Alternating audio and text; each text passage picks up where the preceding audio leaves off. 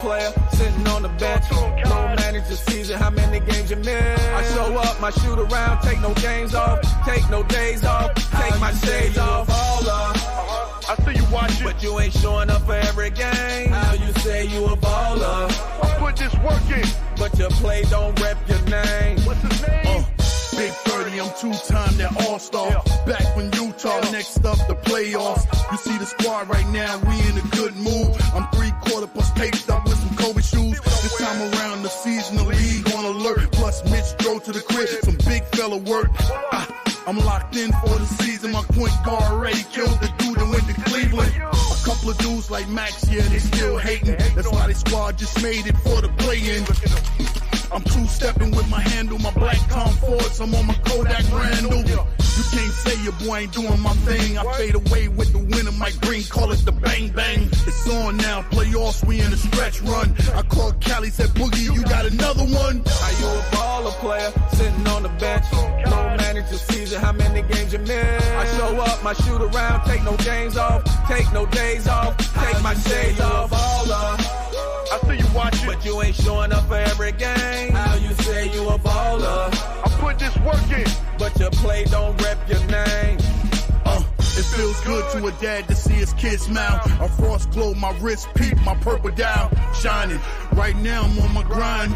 Before I go, gotta ask Jalen, you want some wine? That wrist game stay flicking, old spray water, splash. Most trades in the first quarter, popping. Right now, city on bright. High beams, Madison Square Garden lights. With no pressure and clutch moments with free throws. I'm knocking both of them down from Topo Chico. My only injury report, they say I'm probably suiting up, playing tonight, probably. A lot of dudes be really taking them games off. I can't go tell coach scratch my name off. It's so good when kids fans, they know your name. Them paid tickets plus photos after every game. Are you a baller player sitting on the bench? No manager season, how many games you miss? I show up, my shoot around, take no games off, take no days off, take my shades off. Baller. I see you watching, but you ain't showing up for every game. How you say you a baller? I put this work in, but your play don't rep your name. It's money time, that means we playing through all injuries. Regular season's over, this money time. And don't worry about how many trades I be putting up. I be knocking them down because I'm confident in them. And every trade I hit is a donation for the young ones coming up. You heard? But your play don't rep your name.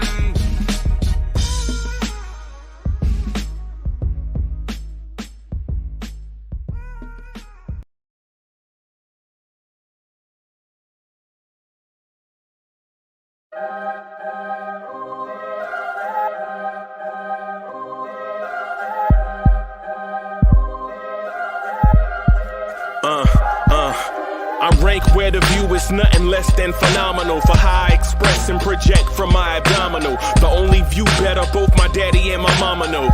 No living parents, my sons give me balance. My wife is my serenity, this mic is my identity. The world is foul enough, that's why I write without obscenities. Provoking danger with broken language and spoken anguish. Begging to get hurt, why would you ask to go through changes? Yes, Lord, life's a chessboard, master the angles. Control the tempo, be the one who holds the info. Acknowledge is just as deadly as machete swings. When spoken, the truth is as potent as that Medellin. While others swear the style is free, I just let it ring. Our time is undervalued, soldiers make us better kings. My fans on my shoulder, reaching after better things. Today I take the shot, for them I'd rather set the screen. My mama told me follow my dreams. My daddy told me get it by any means. Stand tall, make a bow to a king. But I've evolved, you can see the result. Look in my eyes when you speaking to God. Life and for those who we caught up in using what I was scarred with the muse. I guess they call it proving I'm more than an artist. Penciling out my darkest while stenciling out a harvest. And storing what gets me from A to B, just like garages. Instrumental with collages. Envision what I've been drawing. Broadway to give you rhythm like the great Lena Horne. So bent on, found comfort in the storm. Find peace and on when you see them others perform. Organized chaos, outcasted like hey ya.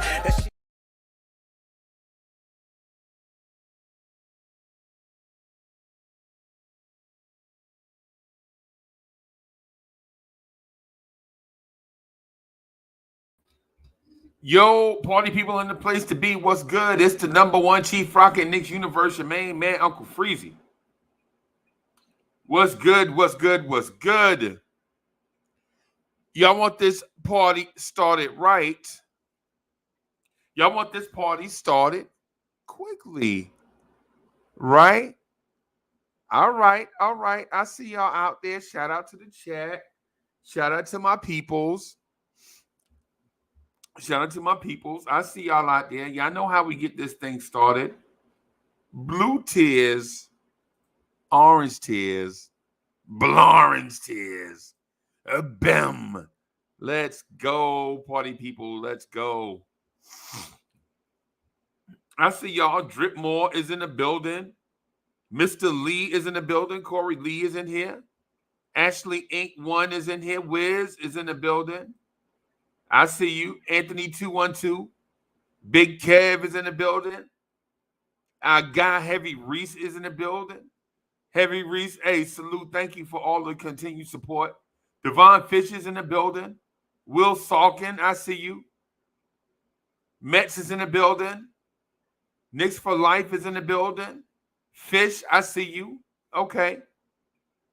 BT in the building. Brian Townsend, what's happening? Keith Turner. All right. Good morning, y'all. Hey, let's get this thing started, man. Let's get this thing started. Wiz says, I took my talents to South Beach. I am on the East Coast and Fort Lauderdale for a few days. I leave Saturday, so I may be able to catch Game 6 in Miami if the Bucks can stay alive.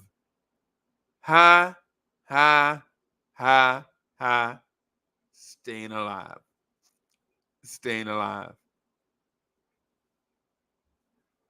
Wiz is on the East Coast. Shout out to Wiz. That's our guy. Man, that's Wiz. That's about 10 hours away from me, man. You gotta let me know ahead of time, bro. I already came and check you out, man, but that's about 10 hours away. Dripmore say them dead, but Dripmore, we walk good though, so we straight. The Knicks are straight. You know what I'm saying? We walking good, so you know what I'm saying. I ain't worried about them. Anthony 212 says Jimmy Butler playing unreal right now. We'll see how long that lasts, though. We'll see how long that lasts.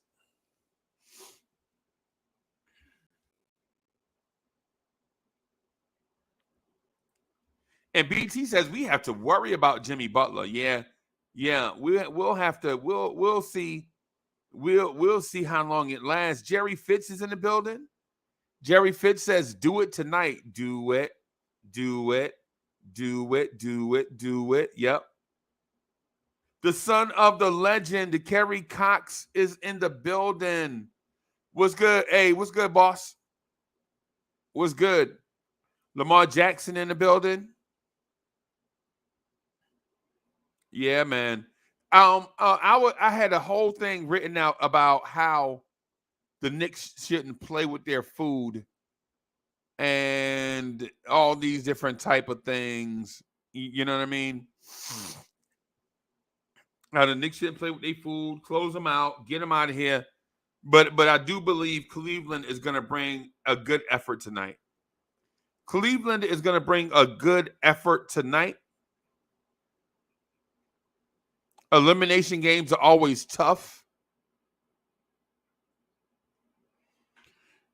Cleveland also is one of the franchises that has come back from a 3-1 deficit. The Smoking Nick is in the building. Keep this thought in the back of your mind that the Cleveland Cavaliers in recent memory have come back from a 3-1 deficit.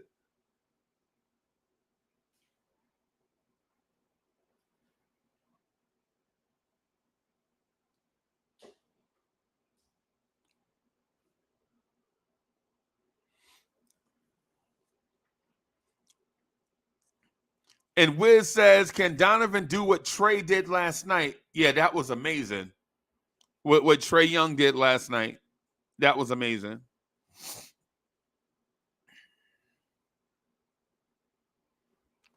The Bucks, the Heat play at the Bucks tonight at 9:30.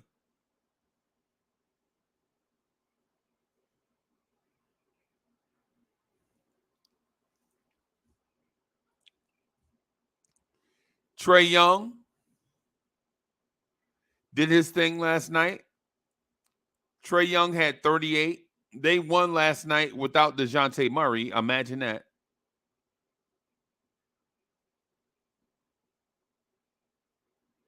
It was a team effort last night. John Collins did his thing. DeAndre Hunter did his thing. Mostly Trae Young and Bogey. Some Sadiq Bey.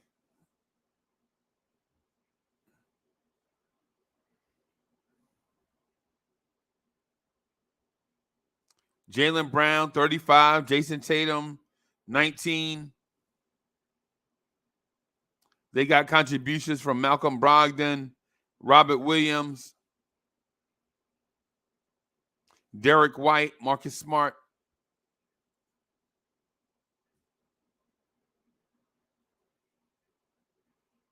They went small last night, and I think it wound up hurting them.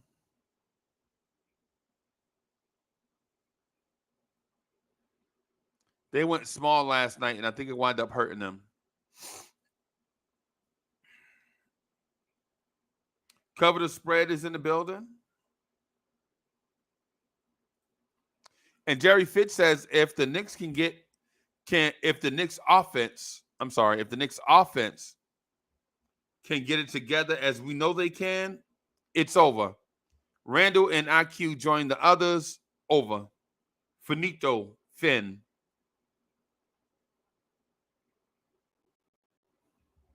Top of the morning to Cover the Spread. Cover the Spread is in the building.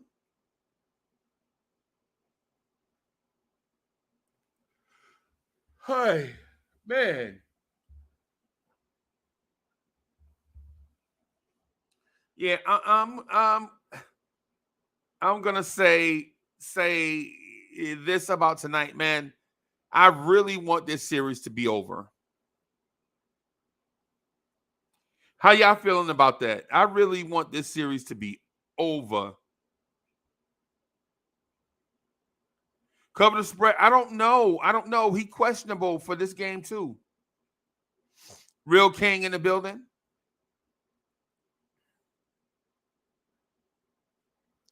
Real King is in the building.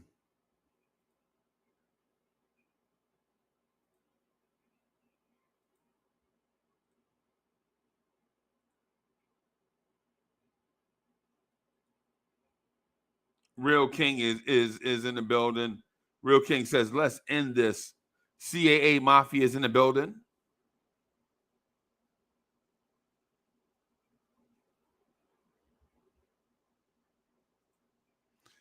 And Greeny says, in my opinion, this is a must-win. Don't give Cavs any momentum. No. They already want to fold, bro. They already want to fold. You don't want to give them a opportunity to fight back. Right? You don't want to give them any opportunity to fight back.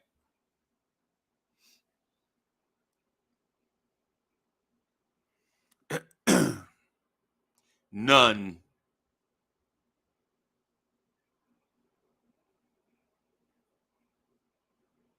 None.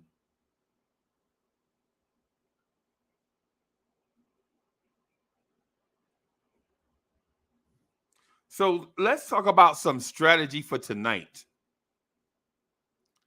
Let's talk about some. Man, I need to go to the barber, man. I need a trim. I'm starting to look like a lumberjack out here. But anyway.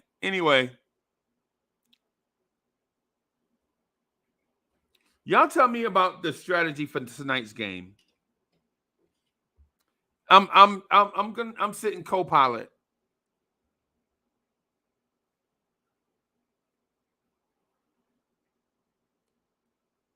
Ryan is in the building. That's probably Ryan, right?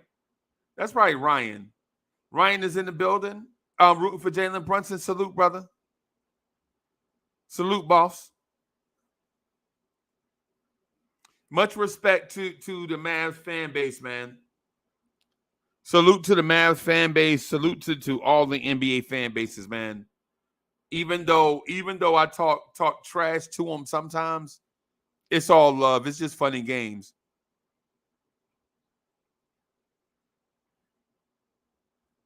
And Lamar Jackson says, defense rebounding. RJ Randall quickly is the key.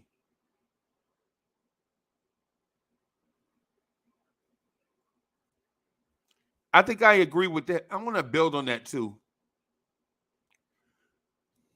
Philip Ravenel says, we got to let JB drive. He has the experience. Juju has to be submissive and give the wheel up. Trenton, New Jersey, stand up. Jersey in the building. Okay. Jersey in the building.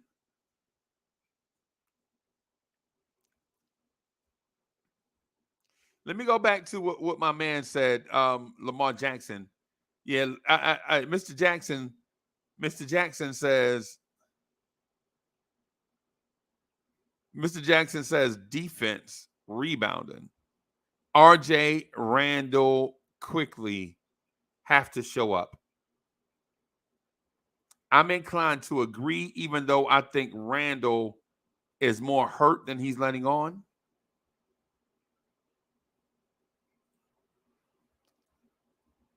Hotline Bling says, Jersey City, we here. Dickinson High School, we in the building.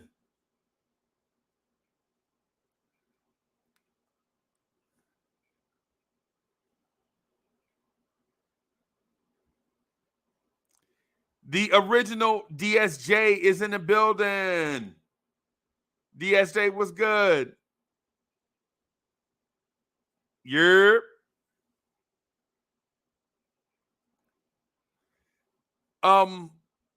Really, for real though, I do believe defensive rebounding is going to be key. Defensive rebounding is going to be key. We do need the step up from. We know what we're going to get from Jalen Brunson, right? But we don't know to what extent we're going to get Brunson. I don't know what Brunson's ceiling is. Brunson might be a megastar and we don't know it yet, right? But relax. We're not going to say that he is. We're just saying that we don't know. You feel me? I'm not saying that he is. I'm saying that we don't know if he is or if he is not. But we have to get the step up from others. We have to get the step up from others because no matter how good you are as a player, you need help in the playoffs. You need a supporting cast.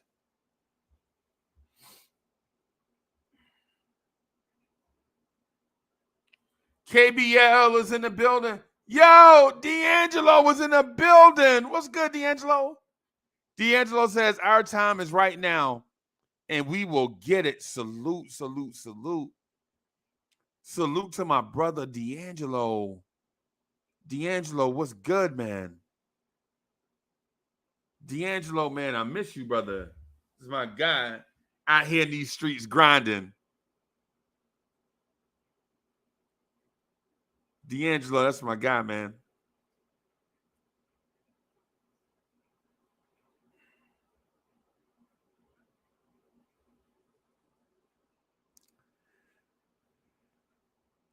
Kerry Cox says, gotta get the Cavs big men in foul trouble. If we do that early, it might be early. It might be over early.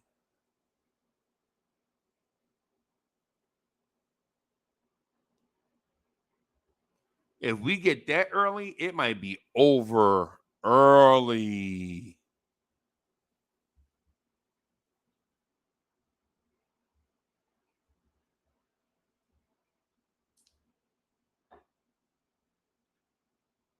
Maybe. Hard Will in the building.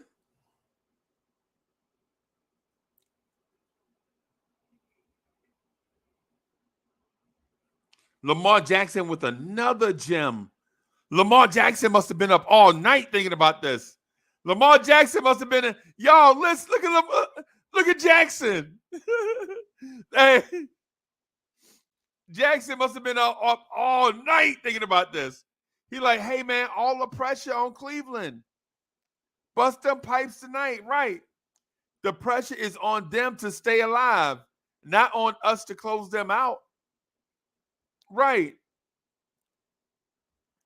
The pressure is on them. They have to stay alive.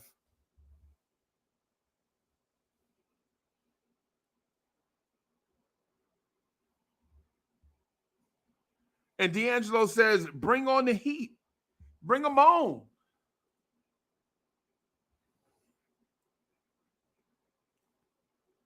D'Angelo says, bring on the heat. We will make Pat Riley our biatch.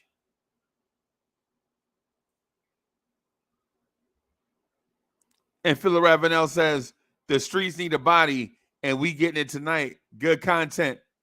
What's your cash app?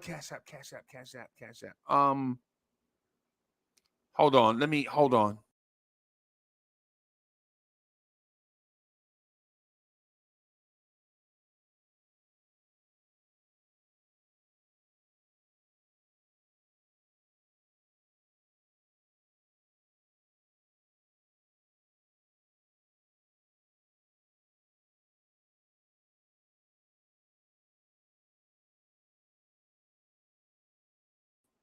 There it is. Cash app right there. $ Lawrence Tears. Bim. There it is.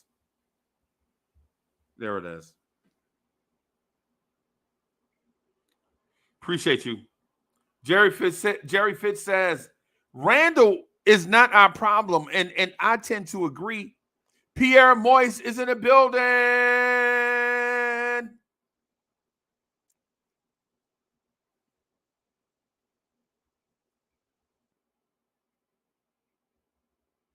Yeah, Randall was not the issue. Randall's just hurt right now, man. And guys, players do tend to get hurt. I ain't gonna lie to you. All stars tend to get hurt. All of them. LeBron was hurt. Anthony Davis was hurt. John Morant was hurt and did something stupid. Steph Curry was hurt.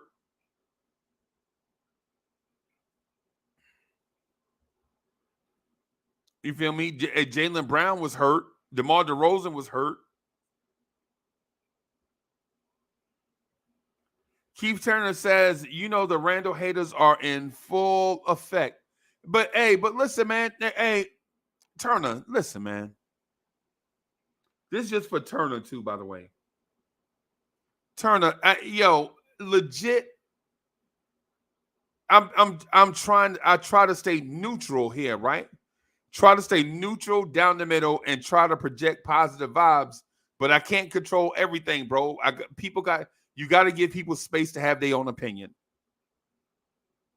right? I'm not a dictator, boss.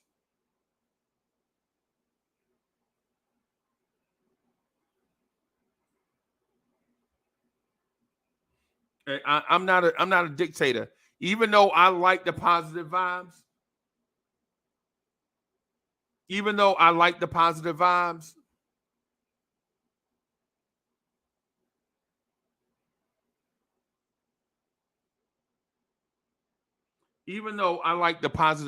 right?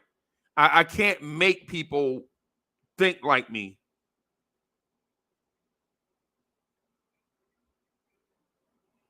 You know what I'm saying?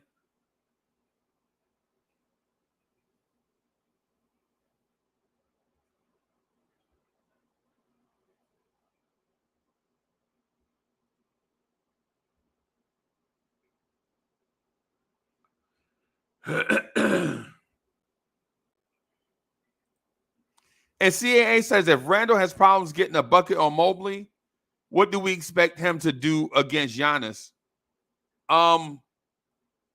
If he's healthy, CAA Mafia, if he's healthy, if Randall's healthy, I like him against any power forward in the league. But just like when Giannis is hurt and cats can go at Giannis, when Randall is hurt, cats can go at Randall. It's just what it is. Real King says, we join the Heat next round. Bring them on. Bring them on.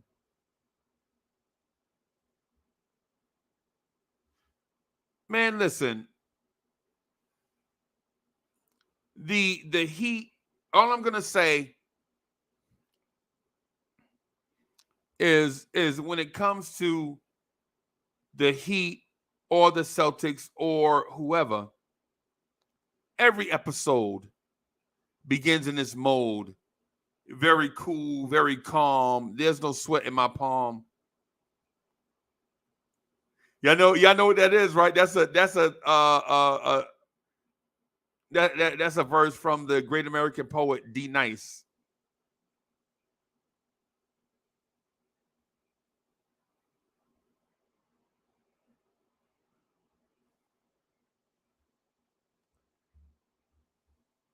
IKBM Dre is in the building.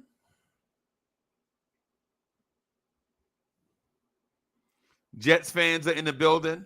Unrealistic Jets fans are in the building. Salute, salute. I be prodding and needling them, right? You can tell I'm in a good mood about the Knicks, right? I'm in such a good mood about the Knicks. I'm just like poking and prodding other people's team. You know what I'm saying? But as far as tonight goes, the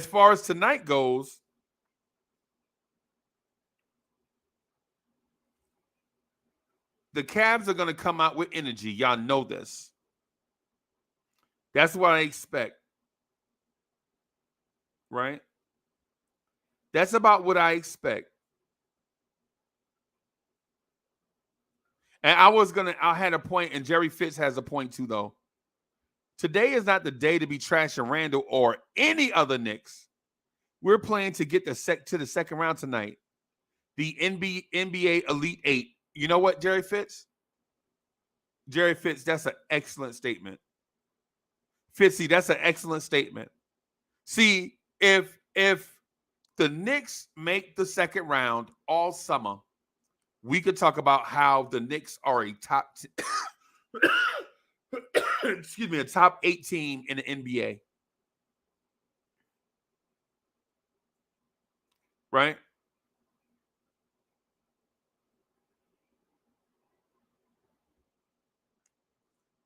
Ron is in the building.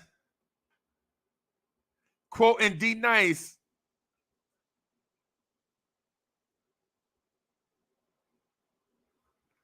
Ron is in the building quoting D Nice. Salute to Ron, still Knicks fans in the building.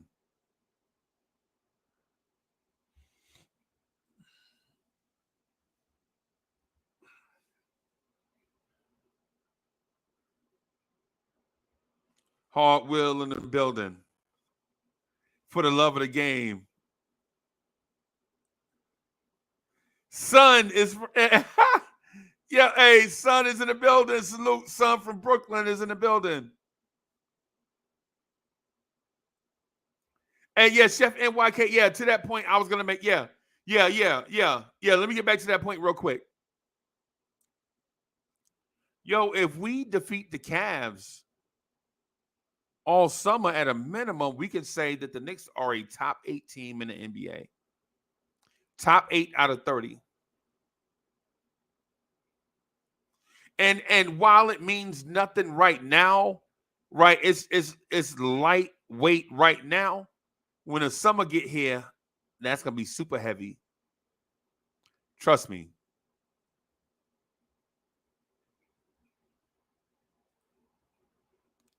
And D'Angelo says, let's rejoice. We haven't seen anything like this in a long time. No doubt. No doubt.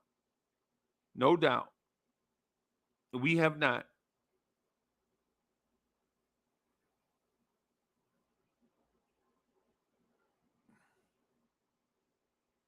Right? No doubt. And so while we are trying to take our time and do it right, we just got to make sure that we do it. I think somebody wrote a song about that one time.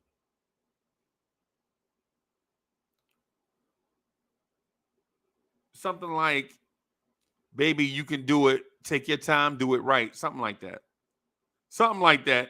Something like that. I think that's a song. Ron from Still Knicks fans, is that a song? Baby, we can do it. Take your time, do it right. It sounds like a song to me for some reason. That sounds like a song to me. Sounds like a song lyric. I don't know who sang it or what era or whatever it is, but that's what the Knicks should be focused on right now. We can do it.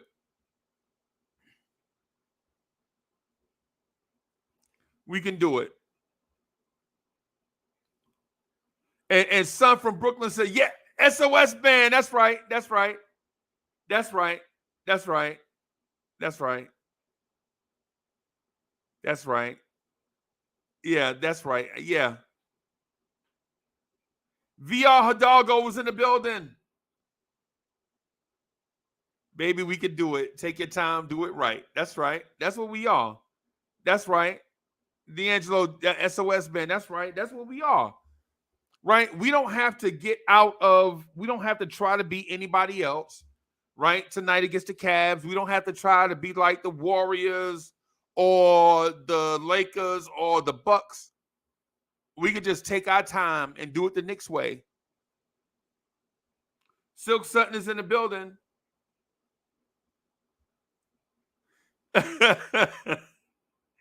Yo, hey, Silk Sutton says, hey, my song is Ring My Bell.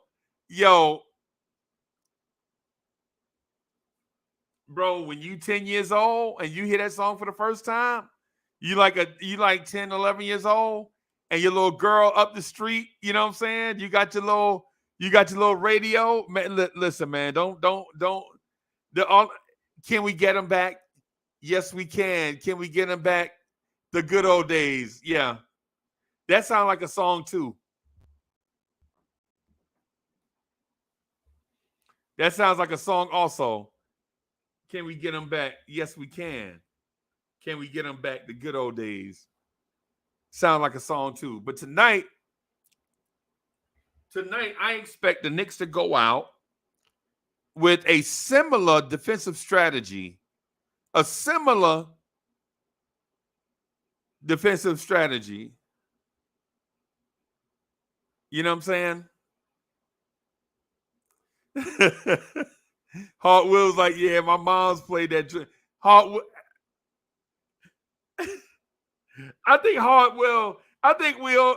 be throwing shots at me for something. I ain't never did that. What I did to Hart Will, man. I ain't did nothing to Hart Will. Hart Will be throwing these shots at me. So Hart Will like, old people up here on the. I ain't old, bro. I'm not old. I'm just a little older than but whatever. And Wiz says, ain't no stopping us now. Yeah. Ain't no stopping us now. Knicks in 23 is in the building. Knicks in 23 is in the building. It's Knicks in 26, but I got a feeling that we're gonna be closer.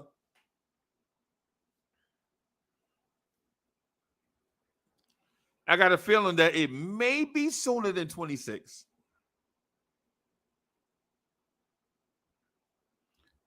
And quite frankly, I got a feeling that tonight's going to be a good night against Cleveland. I got a feeling tonight's going to be a good night against Cleveland. David L. is in the building. Edward Walker, what's good?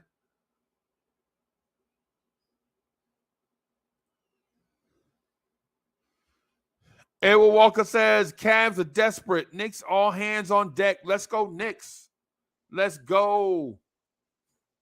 Jay Boogie is in the building. Jay Boogie says, good morning, blessings, health, and happiness to us all. Let's go, Game 5. It's time to get it done.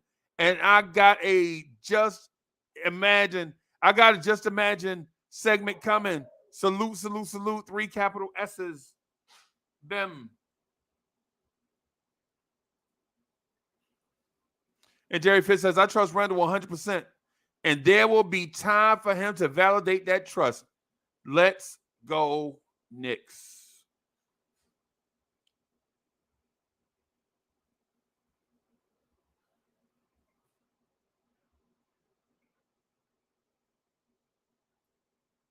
Leave them in Cleveland.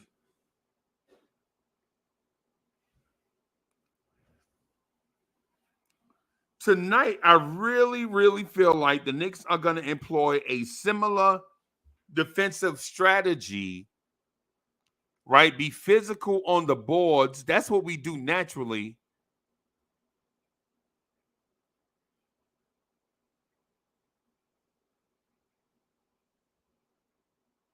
Yeah, I see you. Yeah, I see it.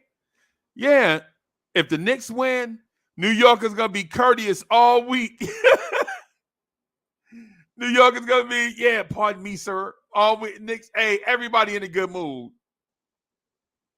Everybody in a good mood.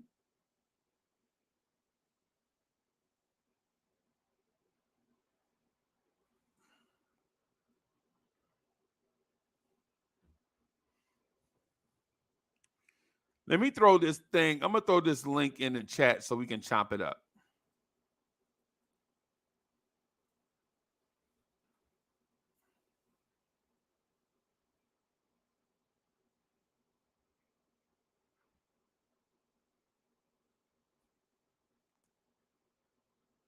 Henry in the building. What's good, y'all?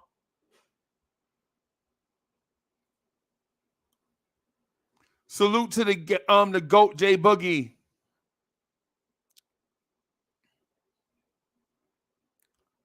Thank you for the generous contribution to Jay Boogie. Jay Boogie says, how will you feel if we win 13 more games this season? Bem. I feel great. What's up, fellas? Hey, what's up? Good morning. Hey, freezing. Sorry, I almost got you.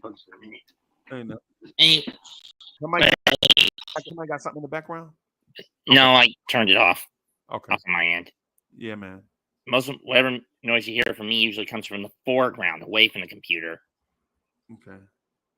Okay. And Jerry Fitz says, I'd feel like a parade. Bim. CWC is in the building. What's good, boss? What's on your mind, Mets? Let's not get too cocky going into tonight. Just saying that. I mean, look at what happened with Boston last night. 13-point lead. What happened? Coughed it up as part of a 23-8 run, and they screwed the pooch in shutting the door on Atlanta. Right. Yeah, man. I ain't even gonna lie to you. The game tonight. I know Boston's a talented team. They'll wipe that off and they'll bounce back against Atlanta. I feel like while we have the Cleveland Cavaliers down, though, we can't allow them to have any semblance of energy or life in this series. We gotta go ahead and get rid of them. D'Angelo, what's happening, brother? Hey, what's up? What's up, Treasy? It's good to see you, boss. Good to see you, man. Yeah, man. Exciting time. No negativity here, man. We got to support this team. Yep. We've been to this is special right now. None of this Randall bashing because you can't. Right. Like it's all hands on that, all for one deal. This is what we're in it for you. You got to support him now. You know, put the regular season at the side. We're in the playoffs now. Randall has to know that we can't sulk on the bench if he gets pulled out of the game. No, come on, Let's do it. Let's do it tonight. Don't give him a second life. Go stomp on that jugular vein tonight. Don't, I would let you. I mean, the fans, we are the Garden, so that's it. Right. So if we come back, we don't do it tonight, we're going to take it in 6. So, but I believe we're going to take it tonight, big time. I think so. I think so. Point though, right? What's that? I still have the valid point that we can't. VR, what's good, man? Yo, what's good? What's good? I know. Go ahead, Mets. Hey, VR, hold on for Mets was just about the Mets. What were you saying? The point I made just a little while ago that we can't take this with too much lightheartedness. We gotta go in, take the weed out of the root, step on the throat, put the foot on the gas pedal. Right, you gotta. We gotta win no matter the cost.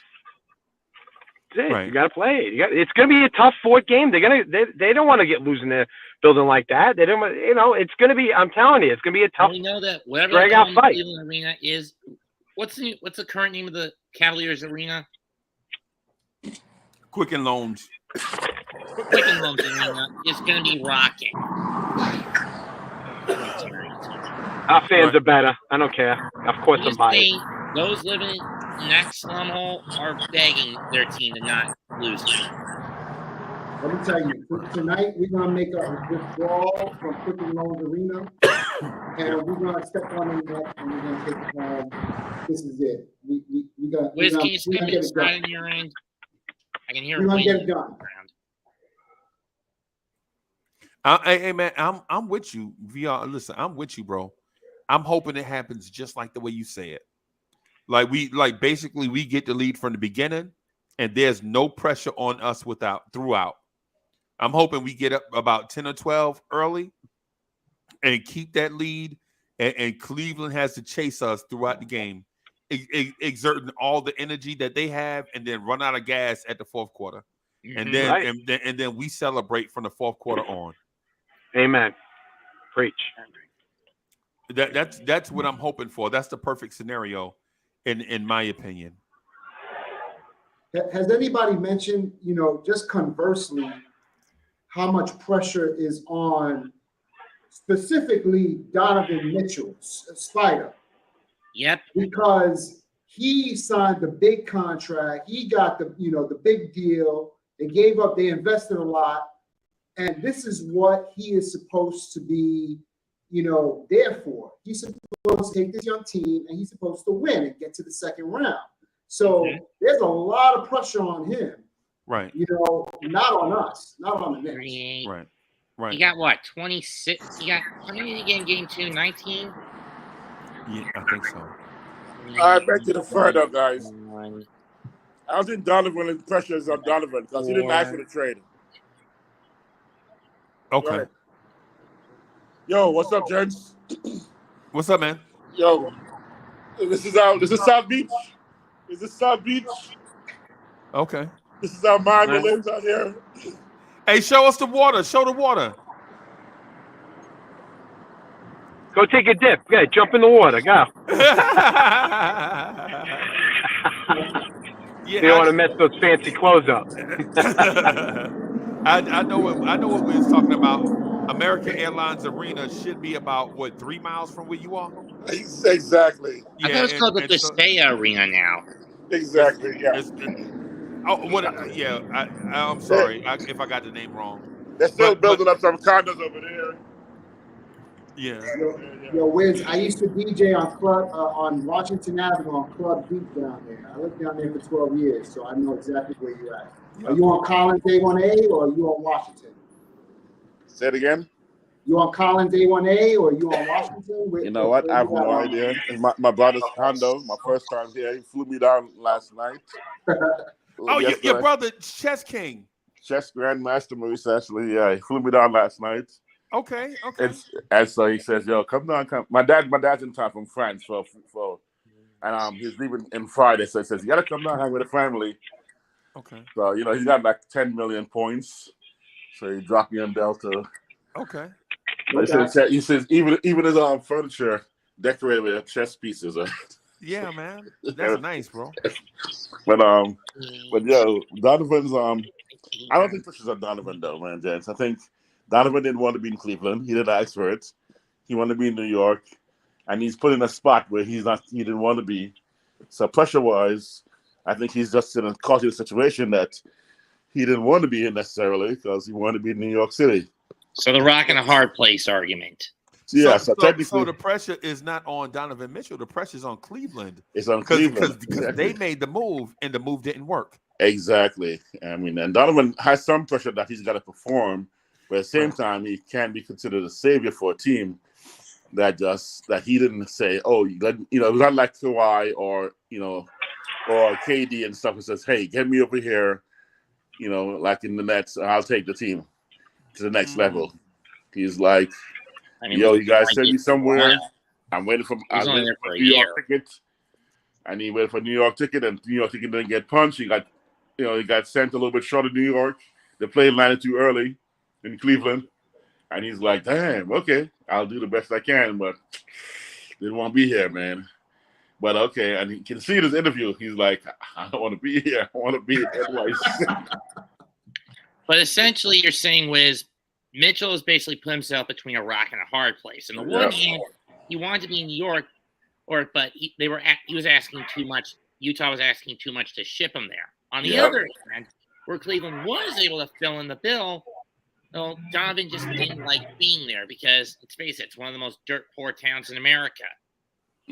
Yeah, and plus he didn't necessarily ask for Cleveland or any other place. Like I think the cat would have been okay in Utah if they wouldn't have wanted to start rebuilding. I think Utah wanted to start all over with a new regime, with Danny Ainge and a new owner, right, and all of that stuff. And so they felt like Rudy Gobert, Joe Ingles, and all them guys wasn't gonna do it. Jay Boogie's in the building. What's good, boss? Hey, boss. Top of the morning, AM to every one of y'all brothers, man. Blessings, health, and happiness. I see you over there. You got the waters going on. The sun is bright, everything. One thing about that sun, when it rises up, it's orange. And when it rises up in that orange, it's in them blue skies. So that's what time it is, man. Shout out to the chat, the greatest people it is in the world, man, rocking up under this orange and blue umbrella. Ain't nothing else more better, more beautiful than what we got going on, man. Shout out to y'all great men, man, of honor, man. Hope everybody the greatest love and health and happiness of the day. You know what I'm saying? Anybody going through something, we pray that you not only go through it, we pray that you get through it, man. I'm on one. I'm feeling good. I got a lot of things I'm feeling. We in Cleveland. Yeah, I got some clothes on. That means we about to close out. I want to end this thing right there. Miami jumping off the cliff. I love what they doing against Milwaukee, but I told you I got a just imagine scenario, and I'm here to drop this just imagine scenario. Just imagine Miami knocks off Milwaukee, second round, we get this home court advantage, and then Atlanta makes a miraculous comeback on these Boston Celtics and knock Philly and them off, and we played in the Eastern Conference. That's Eastern Conference home court advantage.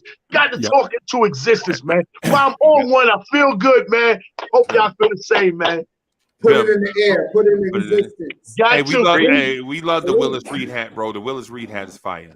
Oh man, appreciate that, man. I gotta rock my guy. That's my guy. You know what I'm saying? I got the R and I got the number 3 turned in reverse to make it to be the E. You know what I'm saying? With the D, that's our guy, man. You know, we got Link Tunnel, Hollow Tunnel. Can't forget Willis Reed Tunnel. Can't forget him, man. Love you guys. Appreciate you, man.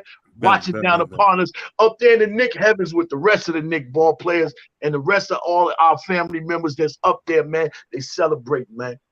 Yeah, man. Yes, sir. Yes, sir. Exactly. Still waiting for that album, J Boogie. Still waiting for that album. I'm dropping singles right now. I'm dropping singles. Will the Knick run repeat what happened in '99, where the team was galvanized following the death of Red Holtzman in '99? Will Willis Reed's death galvanizes to the finals is also a good question. You know what? I was thinking about that, Mitch. I was thinking about that about a week ago. But the difference is that Knicks team in '99 was really the best team in the Eastern Conference. They was just hurt. And so they got off to a slow start, right? And so by about February, they were red hot playing like how they were supposed to be playing. Right. And so even though we only made the 8th seed, we we really should have been the number 1 and number 2 seed in the Eastern Conference anyway. You know what I'm saying? This team here, we didn't know if they were a play-in team or a 3 seed. We just guessed back and forth, like, what can we really be? But we didn't know for sure. But if this team right here goes to the finals, ultimately, I think we'll take it. You know what I'm saying?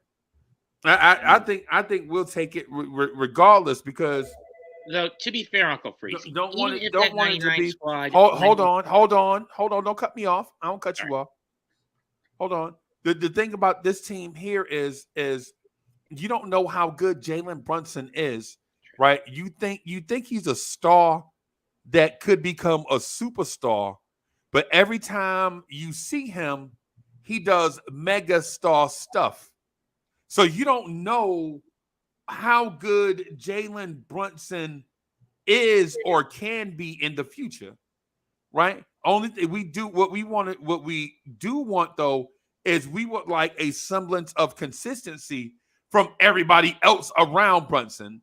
Like we'd like RJ to be consistent, quickly to be consistent, Randall to be consistent, and then that way we can get a clearer judge on how good this team can be in the future. Because if Jalen Brunson is a superstar, like Jalen Brunson, if you are who you say you are, a superstar, then have no fear, right?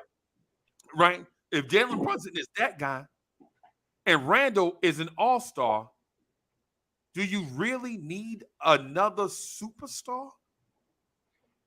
It just begs the question. Now, go ahead, bro. I want to hear. Go ahead, bro. I just wanted to finish my thought. Go ahead, bro. Now, to be fair, had that 99 Knicks squad been completely healthy, emphasis on completely healthy, would that team still been able to beat the Spurs in the finals? My opinion, it's a toss-up, but it leans more towards no. The Spurs squad that year was just way too stacked. Okay. You know what I mean? Okay. All right. I mean, they were stacked where? If you look at the margin of points that we lost by was like 5 points. You mean to tell me Pat Ewing can't make up that margin? Right. Is that what you're saying? Because that's the only thing that was missing. Because Marcus Camby couldn't hold that paint down against them 2 7-footers. Right. Right. Around the board, they're not nowhere near us. Right. So if Pat Ewing, I still say if Pat Ewing plays in that series, we win that championship. Okay. We win it. Fair enough. If Pat Ewing, I still say if Pat Ewing plays. Yeah, even on the offensive side, to help in the paint, Ewing there would have probably took us over the top. Yeah. Right. Right. And it wasn't just Pat Ewing hurt. Everybody, Larry Johnson was hobbled in that series. Y'all remember Larry Johnson was hobbled in that series too. Bad. Right. Kurt Thomas was playing through an injury. There were a lot of people, kind of banged up in that series, but we still made it. Yes. You know what I'm saying? And the thing about it is, even though that series was 20 whatever years ago, 23, 24 years ago, whatever it is, that still hadn't been, even though we enjoyed that magic carpet ride, I'm going to say to y'all, I think I'm enjoying this playoff series, this playoff run, just as much. I'm enjoying it just as much because I thought in the first round we would have an entanglement with Cleveland, but come to find out, we just better than them. Right? All year. Right. And then if we get Miami or a bruised, battered, and older Milwaukee Bucks team, we think that might be an entanglement, and we might be better than them too. That just depends on if Giannis is fully recovered, though. Yeah, but Giannis had a triple-double the other night, and they still lost. Yeah. He had a terrible fall at the end of that game, too. He was down. That last play, he was wobbled. Yep. Yeah, and Jay Boogie, just real quick, and even if Giannis is 100%, y'all telling me we scared of Jay Crowder and Bobby Portis? Yeah. I'm asking VR. I'm not going for that. VR, you scared of Bobby Portis and you scared of Bobby Portis and Jay Crowder? Giannis is the only one that scares me on that team. Right. He could take over, and he could. outside of him being hurt, he could take over the game and he could take over, moving forward in that fourth quarter. There's nobody on our team that can stop him. That's the only team. The Bucks are the only team that scares me out of the whole list. I mean, we've proven throughout the year we beat Boston. We've proven throughout the year we can beat any other team in the league. And to further that point, we talking about the West, there's nobody in the West. I mean, like all of them, they're not. I mean, you have the Lakers beating, about to beat the second seed. Grizzlies. Yeah, Grizzlies. I mean, like, there's no team in the West that scares me that I think the Knicks could handle. So if we can get by the Bucks, I mean, if it's just not happening, if Giannis is hurt, whatever, that's the only team that scares me if he's 100%. That's just my take. Hey, I'm gonna say this real quick to y'all too. And maybe this is me being cocky and high stepping, but forgive me if I'm excited about my Knicks, right? Do it. Forgive him. Here's the thing, right? Like we look at other teams in the Eastern Conference, right? And assume that these teams are better than us, right? The Knicks are only 3 games worse than the best team in the Eastern Conference when it comes to record, right? The Milwaukee Bucks this year against the Eastern Conference is 35-17, and the Knicks are 32-20. And y'all know during the course of the season, we lost a couple of stinkers in the Eastern Conference because we were just tired. Like we lost to Indiana the last game of the season. Yep. We lost to Charlotte the game after we beat Boston in double overtime. Yep. Right. So the margin is razor thin. The Knicks have been showing us all season that they are probably one of the best teams in the Eastern Conference. I agree. But a little bad loss here or there, like a loss to the Wizards, a loss to Toronto in overtime when we get robbed because RJ Barrett dunked as the time expired and they didn't call the foul on what's the name that foul RJ on that dunk. Y'all remember that on King Holiday when RJ dunked the ball? Most definitely. Hey, Freezy. Yep. Another thing. You tack on another 10 games to the season, and that with the addition we just had, if there was an extra thing, we had Josh Hart. He changed the whole dynamic when he got here too. Yep. Propelled them into a different stratosphere here with the way this guy plays. I mean, come on, him, Hart and Brunson, they're a tandem. Right. Changed the whole thing. We got 2 dogs on this team, and it's changing the whole dynamic how everybody's playing now. Look at RJ these last 2 games. Look what this guy came from. Where the hell's he been? This is great. Couldn't happen at a better time. This guy playing the way he is.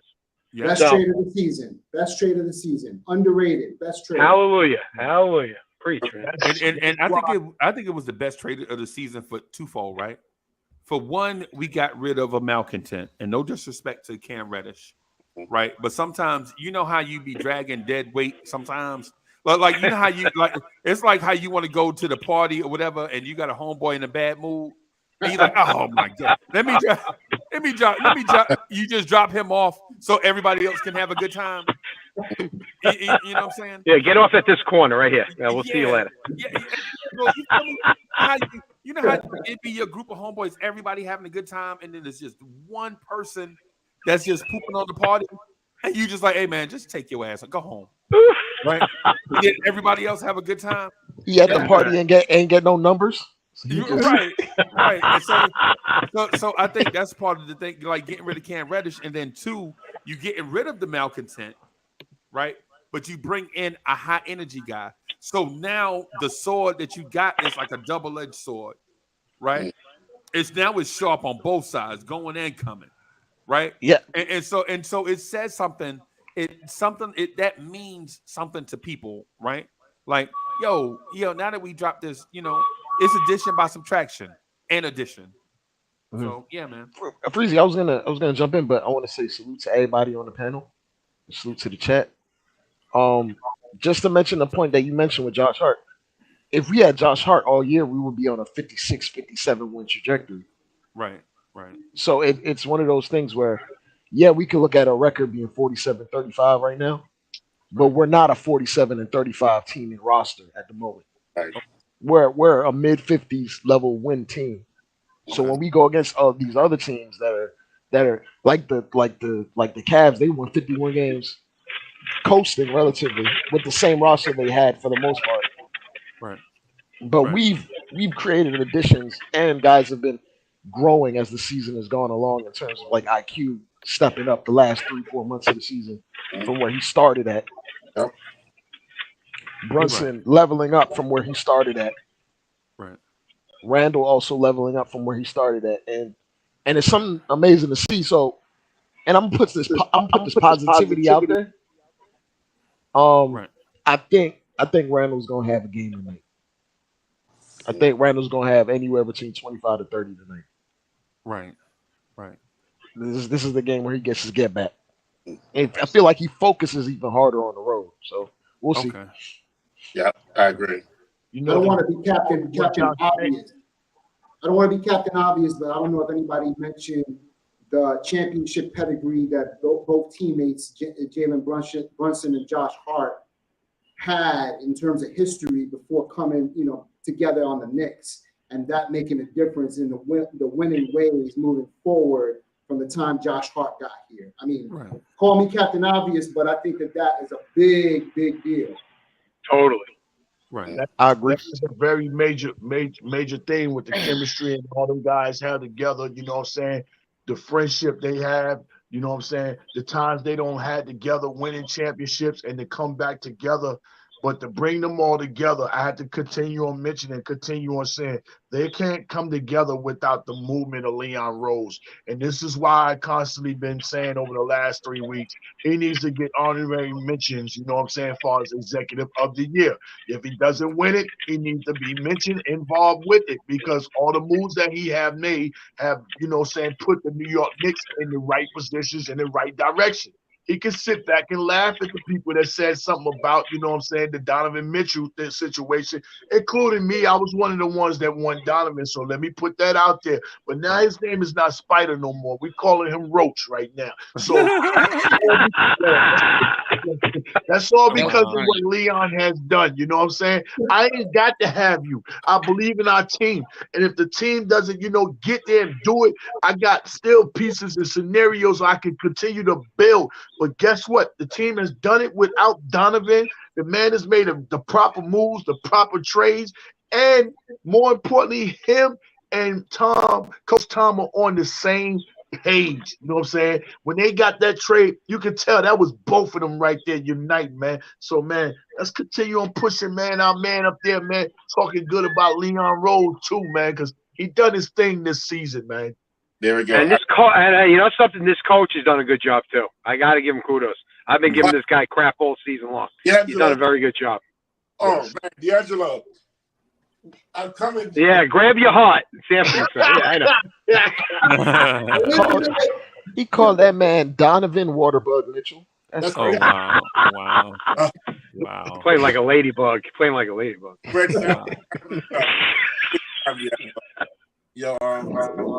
Now, may I interject, fellas? Because this is the time for us to be what we call assassins, killers. What else could I come up with? I can't think of something else, but we're gonna have to destroy them and take their heart within the first quarter, right then and there, and put the pressure on. And I mean, keep choking them out, like I can't even express it any better. You understand what I'm saying? There's no more room for breathing. That's right. Show them that we ain't no joke. That's it. A lot of them dudes on that team ain't been in an elimination game. Yeah. Right, Father J Boogie though, I'm coming clean. Year one, the Rose, I gave him a C+. Look, see what's gonna happen. Okay. Year two, I'm looking towards a D. I was looking towards that Kemba move, that Fournier move, I was saying, not talking to us and trying to throw out there the narrative about, okay, we got all these picks. I'm like, man, those picks got to convey. They got to fall to the right. You got to use them properly. Having them alone ain't nothing to me right now. I need to see action. You get me some ballers. You didn't get KD. You didn't get XYZ. You signed Randall before the season, and then he had a bad season. You signed RJ before the season, he had a bad season. All that stuff was, all those narratives were in play to give him a grade. However, if you go from mid-August last year in a negotiation for Donovan, picking up Brunson, picking up iHeart, and moving forward from that point forward, this is talking about A. We're looking at A category right now. This is where the man is showing us, okay, you're doing the right things. Then you come with iHeart. I mean Josh Hart. Man, you're my top student right now, son. You're my pupil. That's like a PhD you just got right there. So I'm going to look from that point forward where I'm saying, and then Tibbs, same thing. First half of the season or first 20 games, Fournier playing guys 50 minutes, all that stuff. I was like, man, what's he doing? And he switched off. And now from mid-season forward, you start to see all these adjustments, all these little rotation properly. Lots of good stuff. A few little, blips along the way. But again, Tibbs, excellent performance, excellent job. RJ started off slow. He was coming around and got injured. IQ started off slow. He came around. So all of those guys, you watch their progression and you adjust their grade. Like Freezy always says, with new data, you should have new information, you have a new opinion, new point of view. And that's why right now, this team, on all cylinders, I'm giving them A's all the way across. Yes, sir. Listen, folks, I gotta drop off. I just want to say winning Wednesday for the Knicks. Salute to everybody, and we gonna do it. Peace, God. Yes, sir. Yes, sir. Peace, God. Peace. By the way, I've not been able to put on. I do it in the chat, but I want to just give you again all the props. I want happy belated birthday in person. I want to see it to your face, and then dropping that on the jumbotron on your birthday with a winning Knicks. I mean, it was a perfect, total synergy, serendipity, all synchronicity. Name it all. I'm talking about you deserve it all, and we make us all proud. And man, wishing you much, much more success, continued success, because you put the work in. We watched it. We watched how you give. I mean, you just unselfishly just been giving love. I want to just give it back to you and tell you thank you, man. Appreciate you, man. Man, thank you very much, man. That's our music. I always say that's our music. I invest into me, and I invest into the fan base. You know what I'm saying? And the hard work has paid off. You know what I'm saying? Whereas we all got recognized. That's our music. You know what I mean? And we got more to come, man. But trust and believe, I couldn't be Jay Boogie without you all. I couldn't be another Jay Boogie up under another franchise. There's no Jay Boogie in another franchise. Only Jay Boogie I could become was with this franchise and with this community, with this fan base, and with all these podcasts. That's how Jay Boogie was brought to existence, man. And as I go, we all go. You know what I'm saying? Because we all represent one another in some type of form, some type of way. Whether you podcasting, you representing us. Whether you in the chat, you representing us. I'm just representing us in music, man. You know what I'm saying? And I appreciate all of y'all, for real. Y'all keep Jay Boogie going, I listen to y'all, I learn from y'all. Sometimes I write a bar coming from y'all. You know what I'm saying? You never know it, but if you're listening, you catch on to things. I shout out to people, because this is what we got. And I'm so in love with our organization, our squad. Like Freezy said, I enjoy this 99. I enjoy this season right here better than the other season because you expected that from them teams. Right. To put in that work. At the beginning, we wasn't expecting all this. So while we expecting this, guess what? I hope y'all the same as Jay Boogie. I'm greedy now. I want more. Because I believe they can do some more damage because there's a lot of people still out there that don't believe in this orange and blue and what them guys can do on that floor, man. But us as the fans, we believe and have faith, man. So, thank you to the New York Knicks organization. Thank you to Madison Square Garden. And thank you to all the podcasts. And thank you to Freezy, man. Even, thank back to KFT Nick Fan TV opening the door for me, and allowing me to branch out, and be where I'm at, It's all love, man. I appreciate y'all. But I got to hop off because I'm over there rocking with my man Brazil. Hey, Freezy, I gave him your information when we did the thing. I let him know, you're welcome to come upon any type of the podcasts. Yeah. I let him know that last night when we was doing the recording. You know what I'm saying? Because he deserves to be over here with us. Rocking with us. Yeah, that's right. Because he's a part of us. You know what I mean? Anything orange and blue, anything that's people is a part of us.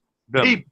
You don't even have to be in sports. We know how to peopleize ourselves, man. So, y'all have a great Wednesday, man. Let's go ahead and make history tonight, man. But this could be the first time a team in the playoffs lost their first game on their home floor and lost their last game on their home floor. I ain't gonna keep pulling out them jewels for y'all now. Watch out. Watch out now. God bless y'all, man. All right, peace, bro. Peace, Boogie. Yeah, man. That's our guy, Jay Boogie. Yes, I see King Ribby. King Ribby, what's good? King. I see King Ribby, man. Wiz, so what's good, man? Hey, here's the thing. My expectation for tonight is that RJ Barrett continues his ascension. Yes. Right? You remember that artist Maxwell? Oh yeah. Remember he had that song, a little something? Mm-hmm. Yeah, I think RJ can provide a little something tonight. Yes. Right? I think RJ Barrett is going to stay. I'm not for sure how healthy or hurt Randall is. I don't know. All I can go by is what Tom Thibodeau say, and I trust it, right? But what I will say is that RJ Barrett has been getting increasingly better and better over the course of this playoff series. And it's not just, and I'm not just saying that going by the eye test. I can say that because there is data, right? And let me see. I'm going to see if I can find the data. I'm going to see if I can find it. You can overlay that data with a certain guy's progress as well, or progression. I'm looking at his the guy who's been praising him. I'm talking about my man over here, and down here in the on the East Coast over here, to South Beach. I think it's ironic how every game he steps up, RJ steps up. Butler's been stepping up every game, and RJ was stepping up every game. And I'm wondering if RJ been watching his game and going, I got some similar assets, some similar attributes as he does. I wonder if he's recognizing, let me utilize it the way he's doing it. Right. Maybe, it's probably pure coincidence, but it looks like they're both progressing. I'm like, oh, step up a little bit more. You need some more. You need some more. Bam. Right. You see it right there in front of you. RJ went from 7 points to 14 points to 19 points to 26 points. And it's not necessarily about just shots either. Right. You know what I'm saying? It's about contributing something, rebounds, assists, something. Exactly. Efficiency. Yeah. I mean, 2 for 12, 4 for 13, 8 for 12, 9. What? Man. Yeah. Yes, I think RJ he's found a little click. He's found a little niche where he's like, okay, I was doing too much over here. Let me just put a little bit more here, and let me keep my eyes open. The vision happening now. He's watching. He's looking. He's seeing. I'm not saying his limitations necessarily. He's seeing his potential and his ability. How he can maximize it. Everybody has limitations, bro. Mets, is that, you think that is that accurate? That everyone has limitations, even the Chief Fucker. Yep. I mean, looking at those score totals for RJ, I mean, I think his best all-around game was the third game. He had 12, 19 points, 8 boards, 3 dimes. Yeah. I mean, yeah, he had his biggest scoring last game, but as a trade-off, he wasn't productive in other areas. Right. And game 4 was the game 2, or not game 2, but game also that we probably got less of Josh Hart because Josh Hart has the ankle sprain, and RJ stepped up and helped in the gaps there. Yep.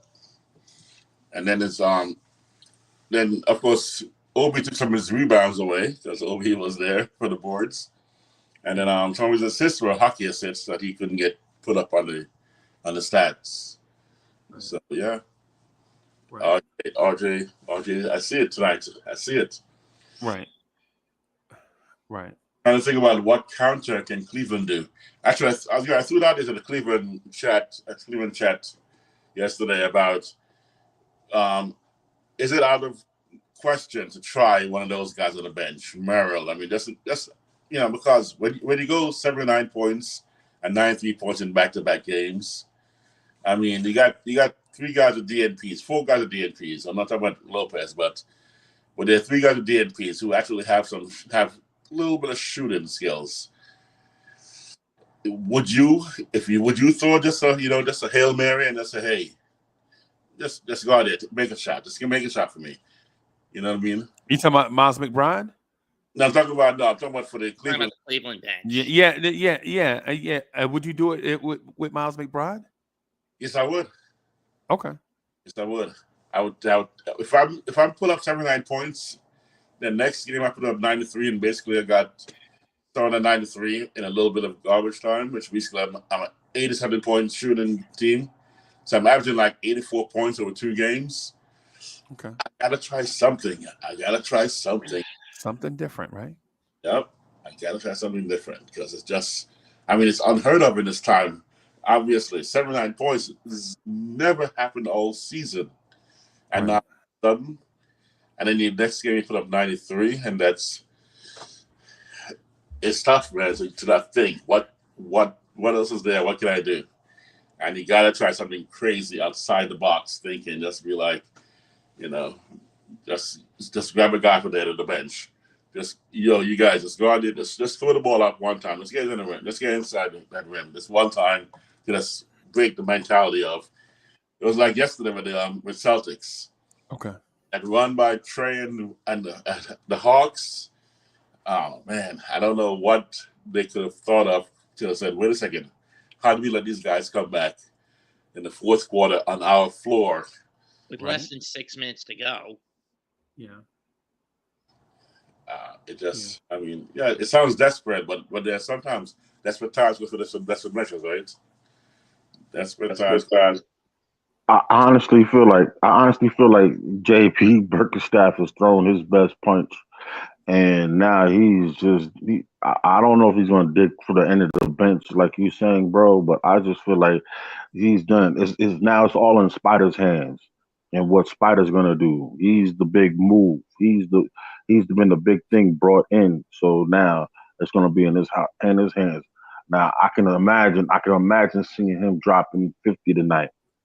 You know what I'm saying? And nobody else doing anything. But as long as we shut down everybody else, let him have his 50. So that's just my opinion. Okay. Let him have his 50. Ooh. Yeah, that's how we beat them in game 2, remember? Game 1. I mean in game one. I'm sorry. Yeah, game 2, he just decided to distribute it, and it was Garland and LeVert we couldn't box out. Yeah. It's tough for me to say let a superstar have his 50. I'm greedy, like Jay Boogie was. I'm getting greedy. I want to put him. I want to have a 75-point game. I want a team to have a 75-point game. I want to shut him down. I want to clamp it down and just make an exclamation point like, boom. I think if you do that, I think I would defeat you by opening with the Queen's Gambit. Because you are super aggressive, right? Yeah. I think I might defeat you and your brother by using the Queen's Gambit. Can you tell him I said that? I'll let him know. Did you tell him that? Tell him I said that to make him laugh. Because I know he'll laugh as soon as he hear that. Let me see if he went to the beach. He always walks to the beach in the morning. And I'm like, I didn't sleep because I was at a 5 a.m. flight yesterday morning. Okay. Missed it from LA. Right. Missed it. I was up at 1 a.m. Missed my flight.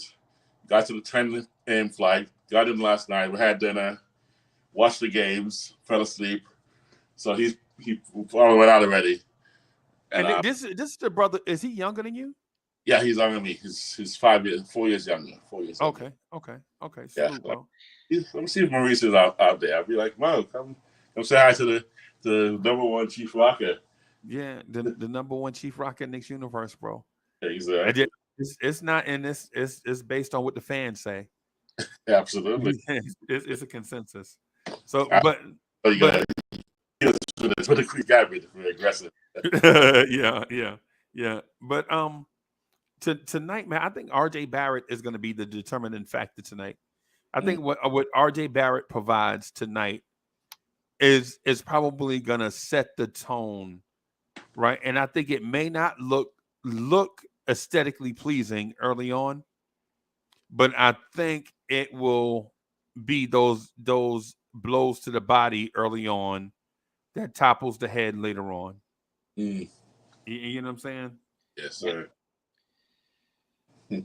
I mean, if Bickerstaff does decide to throw the junk pieces of the bench onto the court just to see if we can gab them, I mean, can you blame them? I mean, at this point, nothing ventured, nothing gained. Right. I mean, they may go in that direction. And Wiz, how about this though? How about going down with the horses that got you there, with the pieces that got you there? How about that? I'm asking your opinion on it. I'm thinking that's what he's been doing. Okay. That's what he's been doing. The last 2 games he's been, I came with these guys. They've done it for me. I'm riding with them. It's ride or die, right? And then one time, 79 points. He goes, okay, no, come on, guys. We know you got it, man. Let's try it again. Next time, 90 points. Third time's a charm. Fool me once, shame on me. Fool me twice, right? Other way around. Fool me once, shame on you. Not exactly. Shame on you. Fool me twice, shame on me. So the third time was like, this time is like, man, I can't. I got to find something else because I've done it 2 games in a row. So if he does it 3 games in a row, my goal with his guys, and he gets crushed again, it may cost him his job, but it'll definitely have a bad look on him right now if he goes 3 games in a row with somewhat similar strategy and gets beat down. Green. Here we go. We got a warrior in the house. Yeah, man. Yeah, big salute to the panel. Salute. Yes, I'm thinking, and it's been 4. So we've played 4 games, right?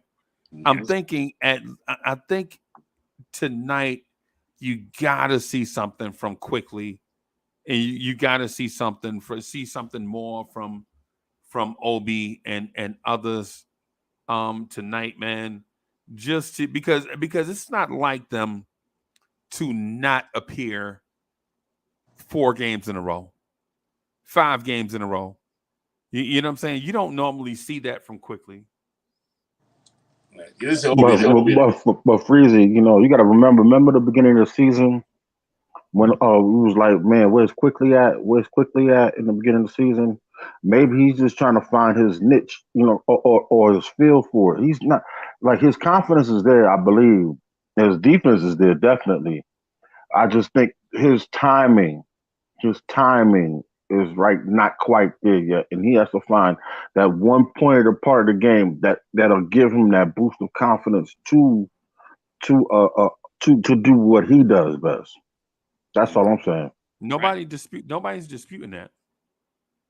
Nobody's disputing that. No, I never said somebody was disputing it. But I guess. But you saw the statement with Uncle Freezy. You got to think about this. No. It wasn't directed towards you. I'm just saying in general. And when I mention you, I'm thinking of everybody. I was just putting a statement out there. I apologize. No doubt. Hey, man, you got an echo too, by the way. But here's the thing though, Lee. The thing with that is we understand that part. That everybody understands that. We know that part will happen, and that's the reason why I said it's highly unlikely that that issue will persist 5 games in a row. Cash is in the building. Cash, what's good, boss? All right, what's up? Hey, what's King good? Ribby, I see you backstage. You ready? For some reason, he keeps knocking himself out.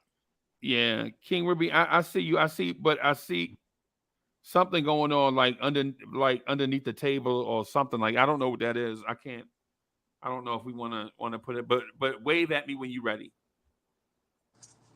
Right? Yo, Greeny. Greeny. On a quick hockey note, Freezy, you happy your Devils back in the series against the Rangers? Man, come on, bro. You know he's gonna watch the Rangers. You know we're gonna watch the Rangers, bro.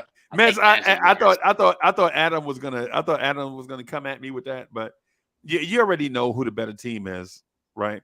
The Rangers came out with an excellent strategy and it worked, and then when the Devils adjusted to it, they don't have any more answers.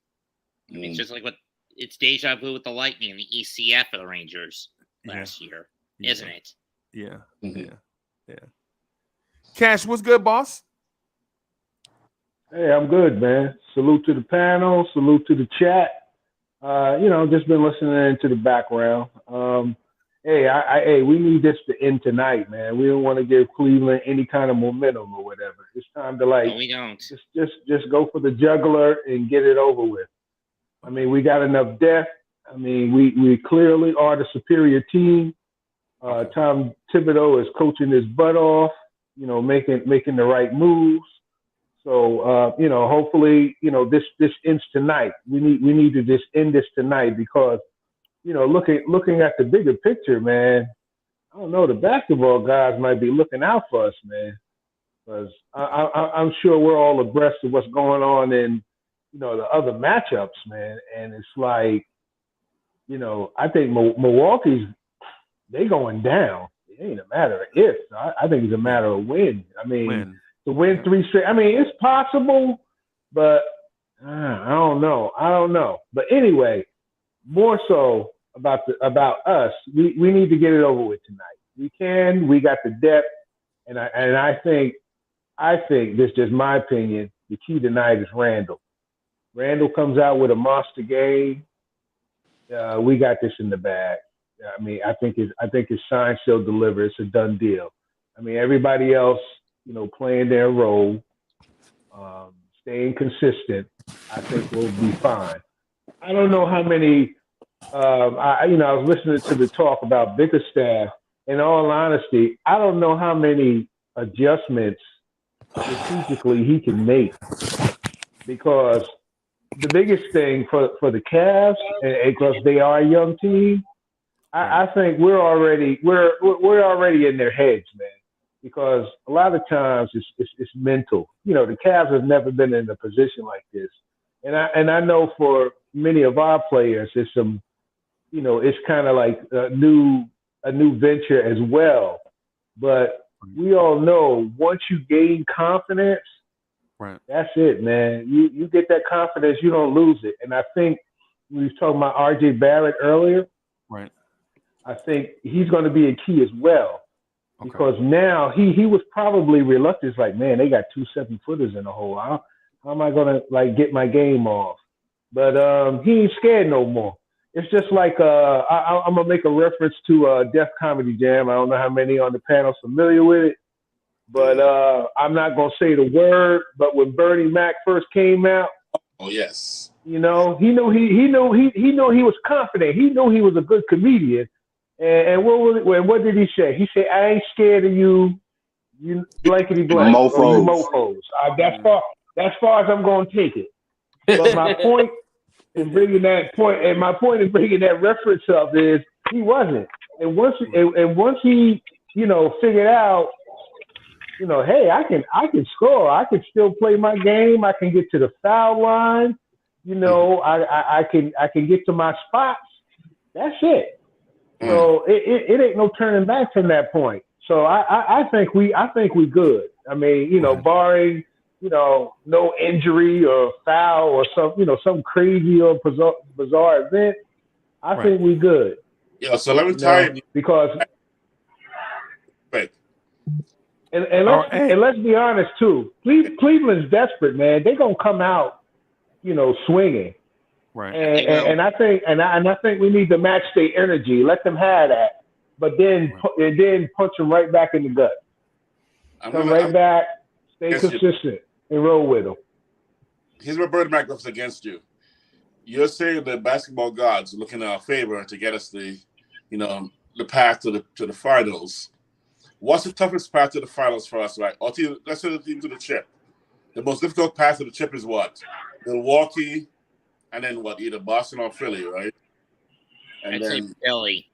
And right, okay, so Milwaukee, Philly, and the last one would be let's just say whether it's Golden State or Kings or something. It's the hardest path to the chip. Maybe Phoenix. Guess what I want? I want all paths are difficult. All of them.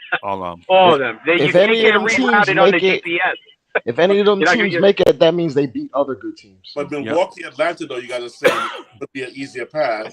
I want the hardest path. I don't want any. Not the Knicks. No, Wes. I don't agree. I take a. They call it a discounted championship. I'll still take it. I don't care what they put on it. Right, because it's like what did they call like the Lakers? What did they call? Hey, King Ribby's in the building. What's good, boss? Yeah, what's good? King Ribby. Salute to the chat. Good. King Ribby, finally. What's good? Yeah, what up? You know what I'm saying? My guy in the building. I mean, yeah, but Wiz, just real quick, you know what they call the dude that finishes last in his medical class? Doctor. I know what. So I mean, last year, when you look at last year's NBA champ, you think last year's NBA champ is like, yo, nah, man, I don't like this championship because Memphis had injuries and if Memphis wouldn't have been, nah, they don't care. They still call it a dynasty, no matter how many asterisks you put it on the Warriors. I wouldn't take it. I'm not taking it. Well, I'll take it for you. You ain't got to. Exactly. For an example, the rings get fitted the same. Yeah, but for an example, like there's supposed to be an asterisk against the Lakers for winning that championship in the bubble. They still got a championship regardless. Champion is a champion. I'm just saying, I ain't scared of I'm scared of you, both of us. That's what I'm saying. I'm burning back right now. Who's in front of me? I don't care what. I'll take that stance on our third championship. Right. After we get two in the bag, then I'll be out. You know what I'm saying? With the unusually unnecessary confidence. Okay.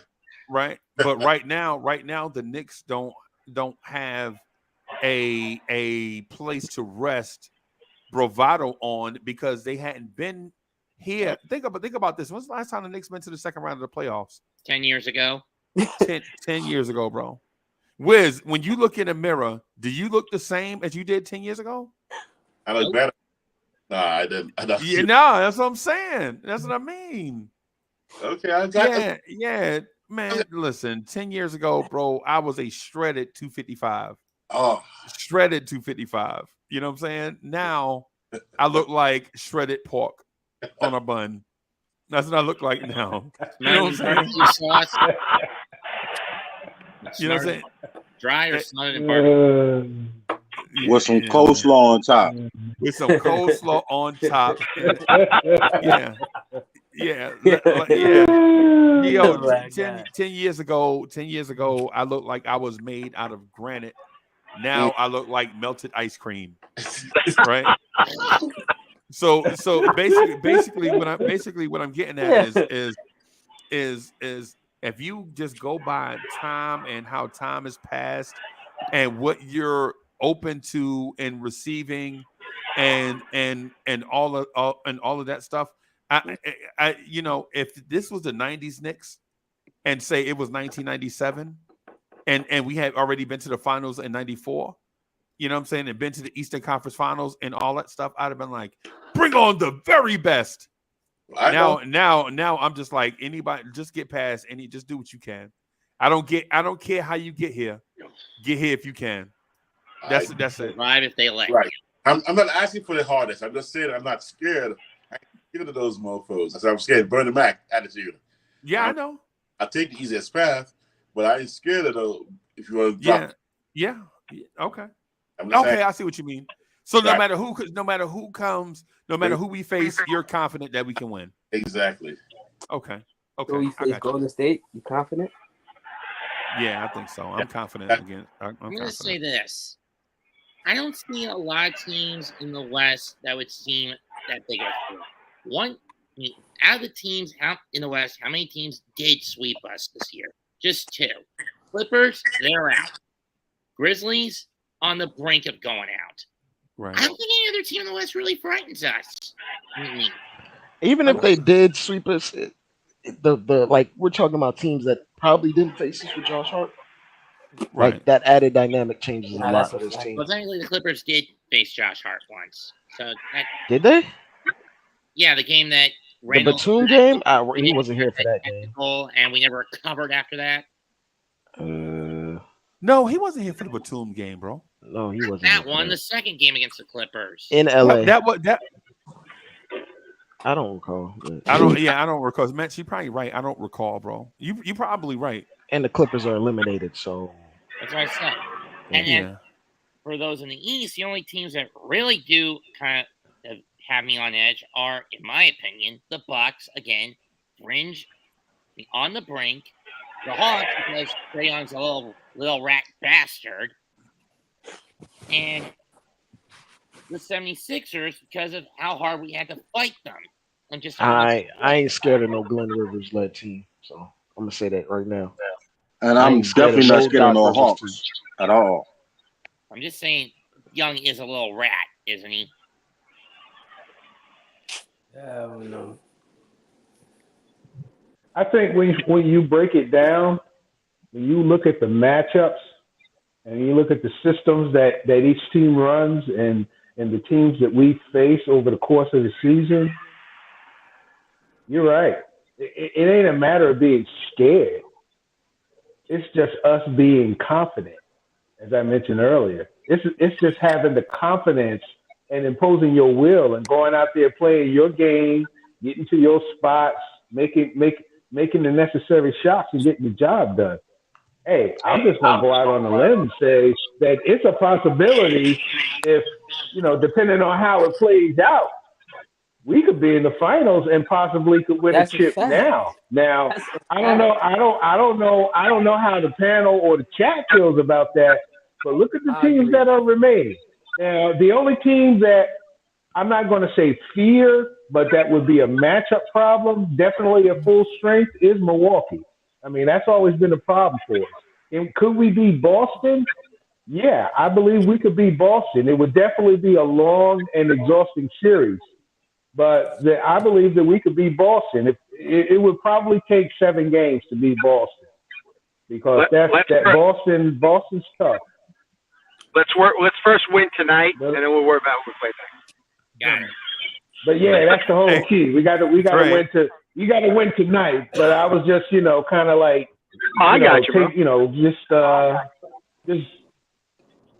stargazing, if you want to call it that. Hey, we're going into battle now with a point guard, which we never had, so for quite a bit of time. So. Right. Yep. Hey, Dre, we have. Yep. And just real quick, man. Just real quick, Dre, did you see how the narrative changed? Remember a little bit. Remember how I said there is a pathway, and cats was trying to laugh me off the internet? You remember that? Well, I mean, new results change how you feel, right? No. I get it. I understand the reasonable mind theory. Right. And but the thing I'm saying is when I asked Knicks fans to be reasonable about a month ago, I was getting laughed off the internet. Like not by me, bro. I wasn't me. Lee, you remember when I once said we got Josh. I was there. I was there. Hey, Lee, you got an echo, bro. You got headphones in? Lee, you got I had them in, but I don't know. headphones. They got an echo when I have them in. Really? I don't know what's going on. Okay. Yeah, but what I'm saying is when I ask like Knicks fans to just be reasonable, like stop going at each other as fans and just think about the possibilities. Castle, man, you soft and you be flip-flopping. And I was like, no. Just hear me out. Just be reasonable in this thought. Right. And I'm asking Knicks fans right now at the end of May to think about the Knicks actually playing basketball in June. Right? And I'm not guaranteeing a win. All I'm asking Knicks fans, this may be one of two things, right? And I got the fingers right too. Usually when I say a number, I get all kind of numbers wrong. I don't know why it is. I'll say one or two things and put like 4 fingers up or something. But just think about this. Just one or two things. Either this can be a magic carpet ride, and we don't know how far it can go, or this Knicks team is ascending to a height that we only dreamed of because they're good, regardless of the opponent. On a magic carpet ride, a lot of things go your way. You catch a lot of breaks. You get to a place.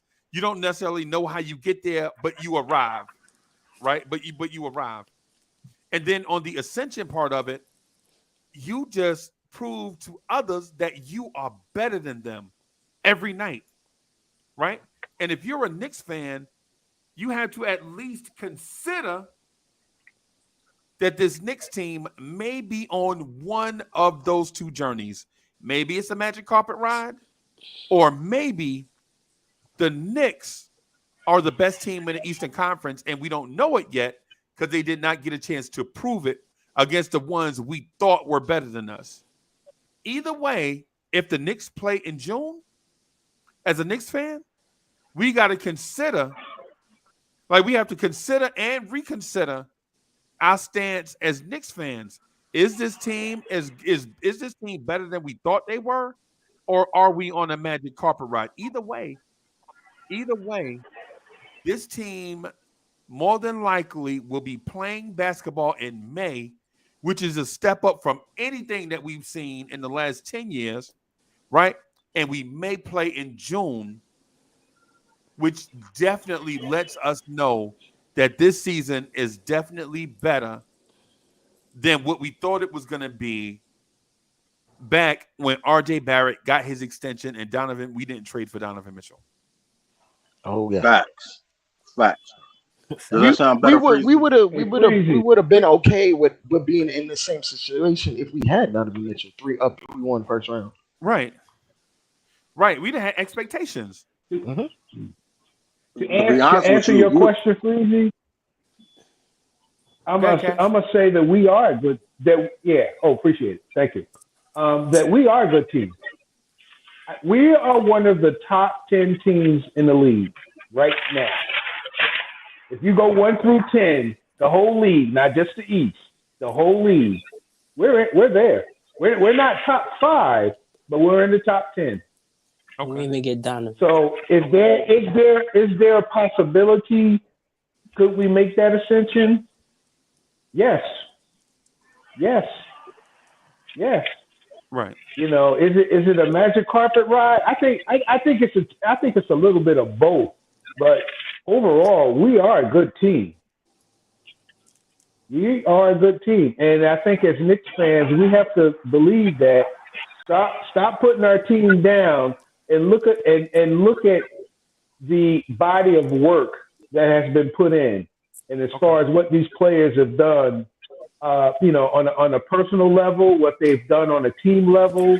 We also have to recognize what management has done, and I know they've taken some criticism. We as fans, as we sit here on the panel and in the chat, that have given criticisms, but right now, when we look in perspective of where we stand, we should be proud and be happy of the progress that we made because we know where we came from.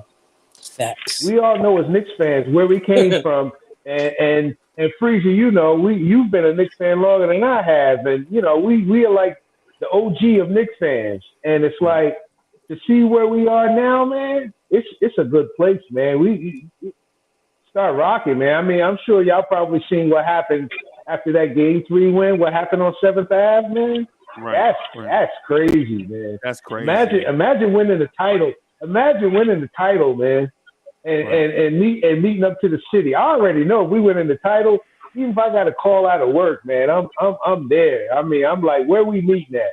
Yeah. I'm definitely there for sure. I don't know how familiar all y'all with the city is. Yep. Yeah. So real quick, but I gotta get my with contribution. Sincere says the only team that scares me is Phoenix. Thank you, for that, Sincere. And Cash, listen, the OG thing. This is what I want to say to fans that may not be have not been rocking as long as us. We say that not saying that we are better than other Knicks fans. The reason why we say it is because we've been long suffering more than other Knicks fans, right? So I'm not saying that we better or we know more. Clarification. Yeah. Thanks for that clarification. No disrespect. Yeah. It's just that we've been through more. We've been through more stuff. We've been through, like, we legit were there when they called Bill Cartwright name instead of saying Larry Bird. D'Angelo, a dude from the Knicks front office said, no, we don't want Larry Bird. We want Bill Cartwright. Bro, yo, this can't even be life, bro. No, you can't make that up. Yo, I'm telling you. Yo, a dude from the Knicks front office was like, no, we don't want Clyde Drexler. We want Darryl Walker. And cats are complaining that we took Frank over Donovan Mitchell. This is nothing new. This is forever. Yeah, damn right. That's been an ingrained pattern for many, many years. Yes. This is, think about this, bro. We are the team that said, nah, we don't want, man, the Lakers were trying to give us Norm Nixon. Wiz, you remember Norm Nixon? Used to play point guard for the Celtics. Norm was bad boy. You remember Norm Nixon? He married Debbie Allen, right? He played with the Lakers. He played with the Lakers. Yeah. And Cash, you know what? They were trying to give us Norm Nixon because his wife was working in New York on a television show called Fame.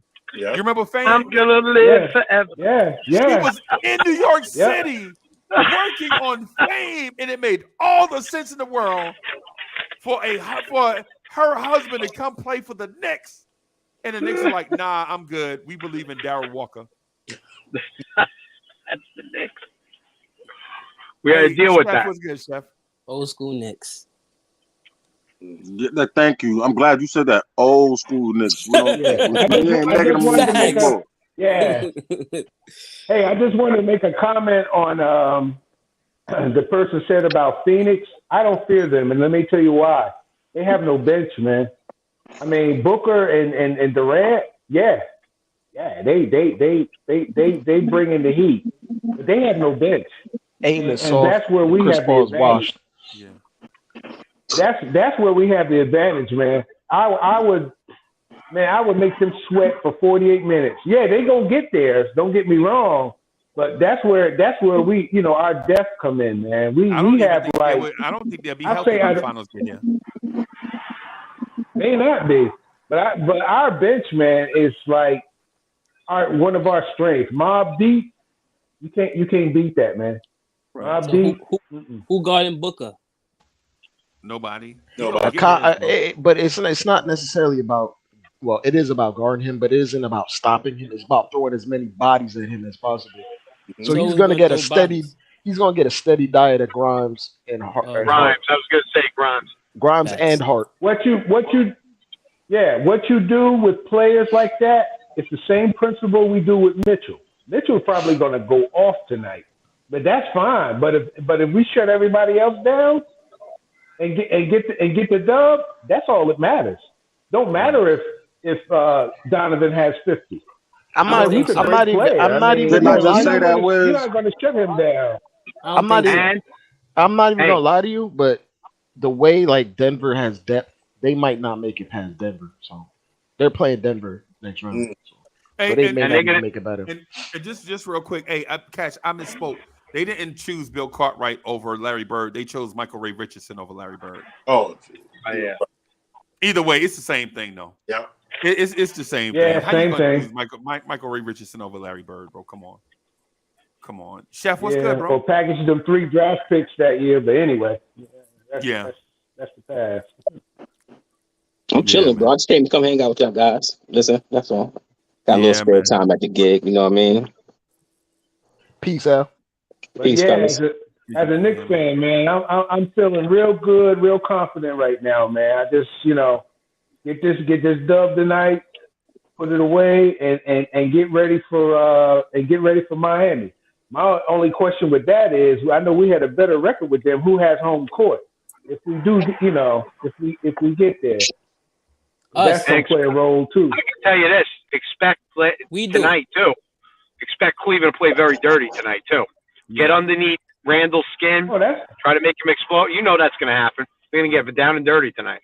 Yeah, they're going to do what they can. They hey, good point, D'Angelo. They're going to try to do whatever it is. That's to be expected. Oh, that's it. That's going to happen. They're going to do whatever it takes. Expected, man. It's but beneficial. Randall needs to be smart. It's beneficial for the NBA for the series to go as long as possible. That's a fact. Yo, I was thinking about that too. So I gotta see who the ref lineup is tonight. That's what I gotta see. Right. Like 5 minutes. We get Scott Foster. If we get Scott Foster or Tony Brothers, it might be a long night. Yeah, hope it ain't Tony Brothers, man. It might be a long series. Yeah, man. Yeah, I tell you, after tonight we win. I want the media to start giving us respect because we haven't got respect for a long time. You haven't heard the Knicks talk in a good light for a long time. For a long Barkley just said one thing about the signing with Brunson being one of the greatest steals of all time. And what did Shaq jump in? He starts bashing. What? Well, what are you talking about? They all started ganging up on him. Well, to be fair, Shaq is probably the greatest free agent pickup ever because he went to LA directly, so he's equating himself in that. But it was a weird scenario. But he said did he say the Knicks greatest free agent signing? No, he said ever. Period. He said ever. Barkley said that, yeah. And they jumped on him. They started kicking Barkley on that one. And you're like, what? Right. Well, Vegas. Hey guys, man, Vegas the media and ESPN has Cleveland favorite to win tonight. As always. I mean, it kind of makes sense. The media is never gonna like the Knicks, man. They're never gonna like the media is never gonna like us. I mean, don't expect it. With all due respect, I mean, it kind of makes sense. It's a game 5 on the road, and we're kind of viewed from optics as equally, and they have a better record than us, but we're not. We're playing better than them, and we're just a bad matchup. So Randall is hurt. Tibbs admitted Randall was hurt, so I think that might go into some of games on NBA TV tonight too, not on Prime. Yeah, but I'm gonna watch it on MSG because Breen and Clyde are gonna be on. So no doubt. Yeah, man. But with that said, Gus Johnson is calling the game on NBC. So right, Gus Johnson and Greg Anthony, by the way. Freeze, how you feel about the Atlanta Boston series? Atlanta stole one last night. Now they're coming back to the ATL with a chance to push it to 7. So in that 7th game, anything can happen. Anything can happen. Before we get to game 7 in that series, I just have to think about was that Jason Tatum's clunker for the series? I think it was the clunker and the coaching had like brain freezes. Like the like some of the things that I see from the Celtics, like their late game scenario and decision making is awful. And that's why, and for that reason, I think if we get the Celtics, NBA Finals. Oh, I'm sorry, I didn't say it in the right voice. Adam ain't here for you. You want me to say it in the right voice? No, you did. All right, let me. I'm gonna just say it in the right voice, just for Wiz, since he on the East Coast. You did. NBA Finals, baby! Woo!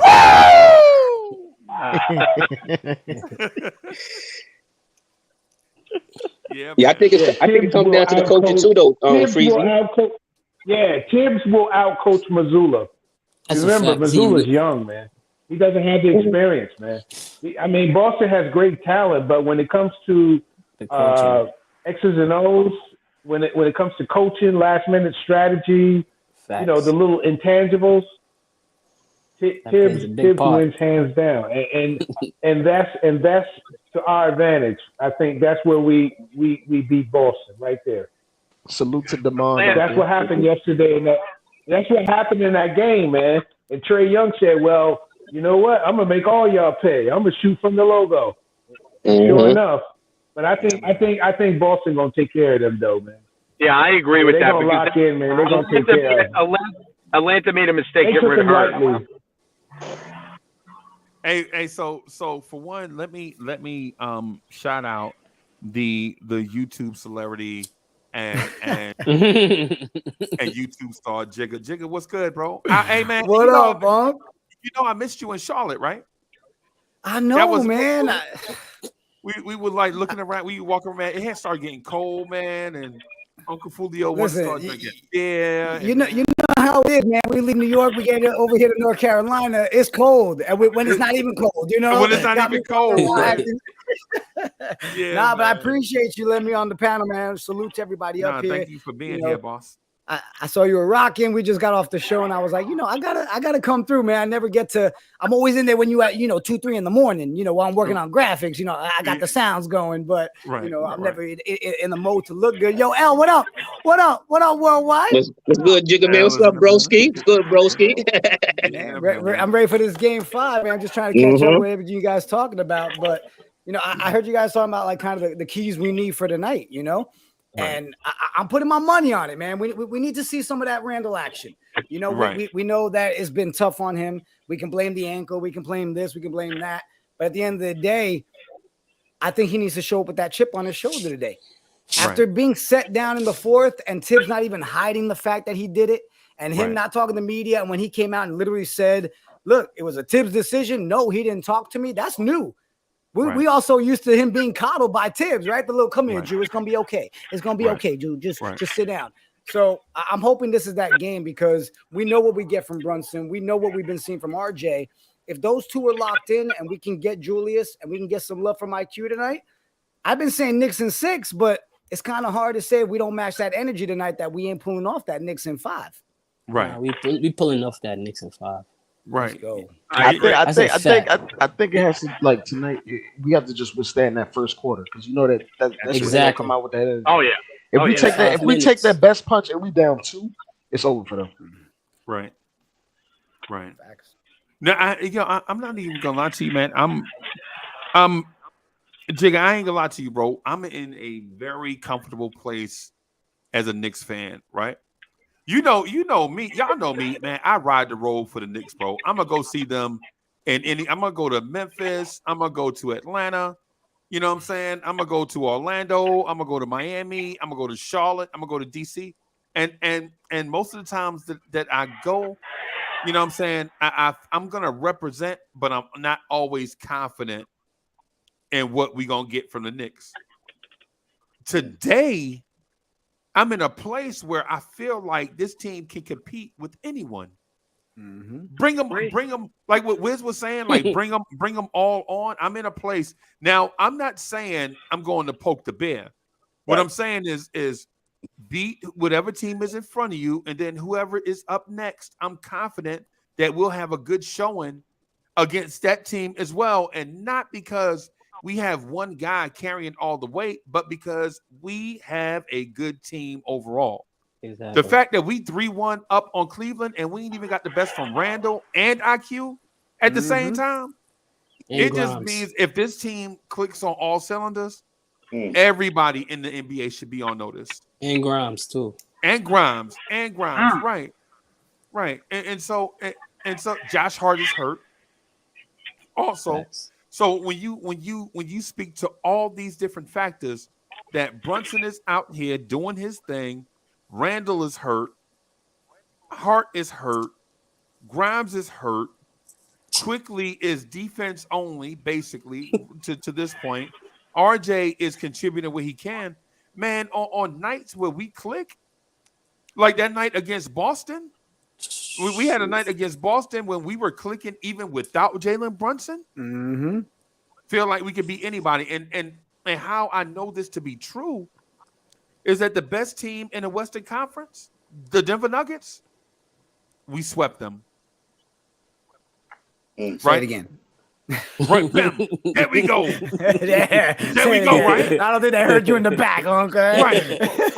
Right. Y'all in the back, listen up. We swept Denver. You know what I'm saying? And so while it seems like I might be reaching for something, nah. I'm not reaching out for something. The Knicks are bringing this stuff to us.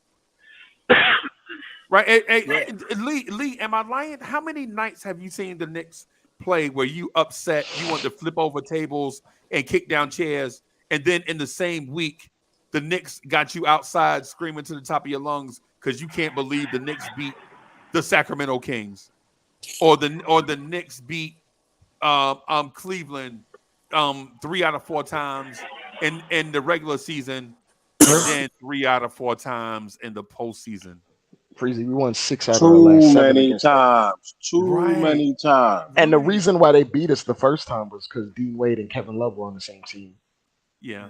And now they're not even, Dean Wade's not even in the rotation. Now. Right. Kevin Love is on the Miami Heat. Right. The reason why they beat us is because a random bench player got hot. And when things like that happen, bro, I don't care if you're the 96 Bulls. When a random goes off, bro, you likely to lose. You know what I'm saying? Because you can't account for Dean Wade going off, bro. If you account for Dean Wade to go off, then something's wrong with your strategy and game plan. The thing that kind of makes no sense from the Cavs' perspective is they got rid of Kevin Love to play Dean Wade more, and he's a non-factor. He gets out there, we exploit him. Right. Yep, he had a DNP last game too. So the thing I'm looking at for is the Knicks are like, and I know it's a kind of off quote, but instead of one of us taking 1,000 steps, there's 1,000 of us taking 1 step. So instead of having 1 or 2 guys going off, we have 10 guys, 9 or 10 guys who can go off enough, all accumulate. You know, the whole is greater than some other parts. Right. That's what we are. We got fringe guys that have an elite skill. Like we got Deuce McBride that doesn't even play, and he's locking up their best player when he does play. I agree. Good point.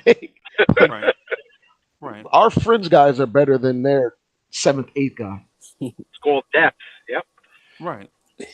And are y'all excited about that? Does that impact you any type of way?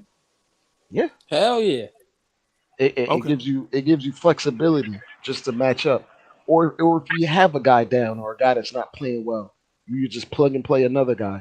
Exactly. And he'll give you something that you might need sorely at any given moment.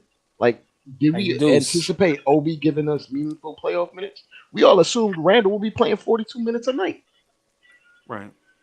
I'm a little bit ambiguous. I do love to see like Booker. When I saw Booker play, I'm like, man, to have a cat like that, the way he moves, or Jaylen Brown. But at the same time, knowing that all I gotta do is shut down those 2 guys there, and the team is dead. It's not even about shutting them down. If you look at the Suns last night, Devin Booker had to get every bit of near 50 to beat a depleted Clippers team because their depth is not that good. I meant focus on. Yeah, make them work for sure. Make them work.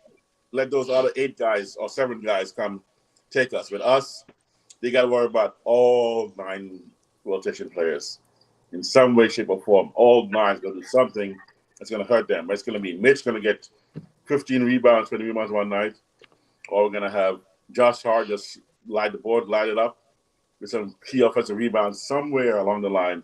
one of our rotation players, they're going to do something, or not even one, like 4 or 5 of them going to do something that throws their game off, where with them they got to rely on 1 or 2 guys to do extraordinary things.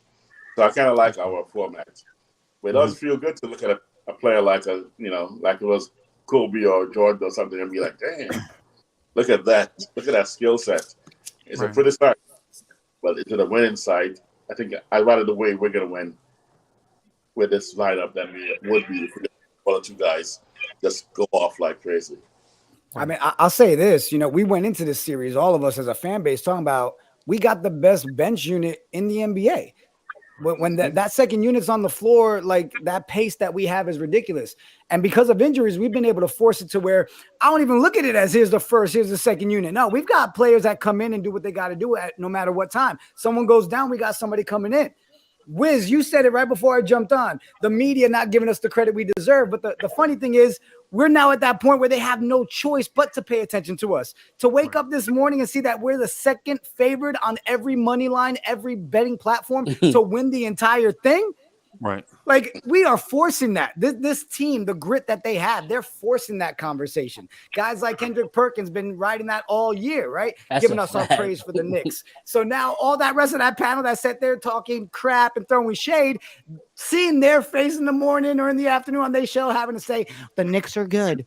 Yep, the Knicks are great. I love that. That to me is just like, how you doing? Smack them in the mouth, okay? Tonight can be that day where we literally force the conversation. No one can throw shade at this Knicks team. Period. Period. Hallelujah for that. Yeah, and it's part of that conversation of,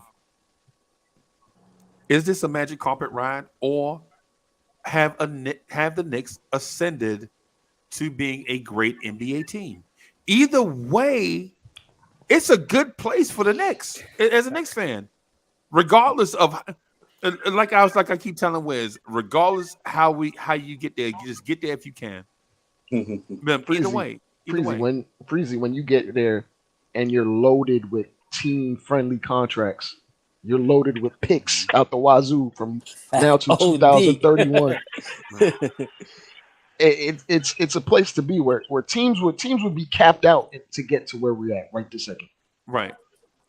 Capped out and no draft picks just to get where we are. Exactly.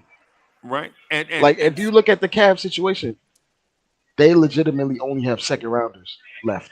That's it. Right. To improve their team. And they got to go over the cap to retain guys like Karis LeVert. Yeah. Even though they have his burst rights, they still have to go over the cap to retain him. Yo, Freezer, you know that guy named Cool Modi? Wild West? How you like me now? I knew where you were going, bro. I was just yeah. Cool Modi with those shades. That was a bad boy, Cool Modi. Yeah, man. I feel good about where we are, bro. I'm super confident that this team against anyone in the NBA can do their thing. And I'm not talking about on a one game, anything can happen, Mighty Ducks dream Disney scenario. I'm talking about on any night where we line up against anybody, I'm confident that the Knicks can win. And not with a dream scenario story written by, Daffy Duck and Mickey Mouse. No. Any night against anybody, the Knicks can give it to anybody. Anybody. Right. And the media has to account for that now and respect. That's right. This Knicks franchise. Freezy. And we're a young team too. And we're a young team. Not an older team. We got a 25-year-old point guard that's at the top of his game. Yep. And has got balls and a half. Balls of steel. This guy. I love him. Yep. The youngest guy in our rotation. My fault, you did, but the youngest guy in our rotation outplayed Donovan Mitchell last game. Right. Yep. Last 2 games, actually. 22. Yep. He won't be 23 until June. And my brother, my co-host, Project Nerd HQ, Heck, is in the chat. That statement right there, our team was organically built, and that's what is so special about our team. Right. And then not only that, look at, guys, we were at one point in that game the other night where we had 4 of all players that we drafted that were on the court at the same time. like to watch. We've been begging for it, right? Let the young guys cook, let them play. We're here. We're watching kids. it. And the kids are hitting, you know? So Right. it's really good to see. Listen, when I wake up in the morning and all of a sudden I'm starting an Isaiah Hartenstein fan club, like, you know, we in a new age, all right? It's a new world, okay? The Hartenstein Hive. I'm telling you, I'm on it. I'm leading that charge, my guy. He has been amazing too. God, yeah, man. I love Yeah, man. Once he got healthy, you actually see what he can do. Freezing, Right. like, oh, I love it. Yeah, we gotta like even just look out from a perspective on the macro. It's like, how many teams can sustain their 1A/1B guy playing horrible and still win playoff games? Right. They're like any other team that you look at right now. If their 1B guy was playing bad, chances are they're not winning any game. Any game, right? So are you giving credit to Tom Thibodeau? I'm giving credit to Tom Thibodeau. I'm giving credit to the players for stepping up. Right. I'm giving credit to the Knicks organization in terms of developing said players. Right. Yeah. A lot of credit goes around in terms of how we get to this space, because you can give coach a lot of credit, but it's ultimately it's up to the players if they want to put in that work to get better. Right. As it stands now, we're on a path of long-term sustainable winning.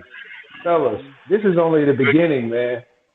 Yes. We got seasons to come where we're going to continue to be in the mix, and that they're going to have to put some, as Birdman say, put some spec on it, because we're going to be there. We're going to be a top 10 team for years to come. The only problems that we're going to run in is probably just trying to pay everybody. And that may be a problem too within itself. So, you know, we may have to replace some pieces, but in terms of longevity, this is going to be a long chess game, and we're going to be right there in it. Not if we the We're going Warriors. to be right in the mix. Right. Well, I think just real quick, Cash. Like, before we even get to that point, there, like the problems that's down the road, bro. Tonight we can take a step that changes the history of this franchise. 100%. You know what I'm saying? Correct. And so statement making. Tonight you're talking about the Knicks putting away the Cleveland Cavaliers and waiting, getting healthy, waiting on the Miami Heat. Right? And if you'd have said that when we found out that Donovan Mitchell was traded to the Cleveland Cavaliers this summer, we'd have been like, you know what? Was crying for. Yeah. You know, we'd have been talking about, if you'd have told us then the result that we can get tonight, we'd have been thinking one of the kids would have broke out to be a star. We'd have been like, yeah, RJ did it. Yeah. You know what I'm saying? Or IQ did it, baby. Woo! You know what I'm saying? We'd have been thinking about that. We wouldn't have been thinking about these cats playing together as a team throughout the ups and downs of an 82-game marathon, and then coming together as a unit in the playoffs. We wouldn't have been thinking about that. We'd have been thinking about, well, who became a star? You know what I'm saying? But now that we look back on it, man. Or now that we think about it in real time, we don't even care as long as we win. Yeah. So the team came together as a team, and now the fan base is embracing that this team, TEAM, is good as a unit. Great facts. And that's very important, because a lot of the narrative this season was, we need a star to come save us. Or do we need a star to come save us? Or hold on, let me finish. Hold on. Relax. No, go ahead. I'm sorry, Chief. We got time. Bro, we was thinking about a star coming to save us, right? But now this team has proved to us that as long as you play together, like if this unit plays together, we can be competitive with any team in the league. Amen. And that's important because for a star to come save you, you got to pay for that, right? But for your team to play together as a unit and develop chemistry and synergy, that's free. all that takes is love, like cats loving to play together. Yes. You know what I'm saying? When we look at the narrative of our team, do we see any resemblance to the 2004 Detroit Pistons that won the chip? Well, remember they won the chip. They didn't have no superstar. They had no superstar, but they did have one hell of a team. But they had a bunch of hired guns though. They traded for a lot of guys. They acquired a lot of guys in a short amount of time. They didn't draft a lot of their Yeah. core. But to be fair, we signed Brunson and Randall, but the rest of our core is guys we outside of Hart is guys we drafted and built up and developed. Right. That team, they had to get Rasheed Wallace in the middle of the season. Yep. Chauncey Billups was on his third or fourth team by that point. Yep. Ben Wallace was on his third or fourth team at that point. Yep. It was a lot of hired guns, and they did it as a unit, but like that's an outlier, to be absolutely honest, because that team, it was a different type of game that was being played as well. Like games ended 70-80 back then. And meanwhile, we're holding them to 79 in the playoff series, which is outrageous. But it's one of those things where I could see it because they did it by strength of numbers and physicality. But it's like to compare the same. It's like they didn't have three guys averaging 20 at the same time, like we do.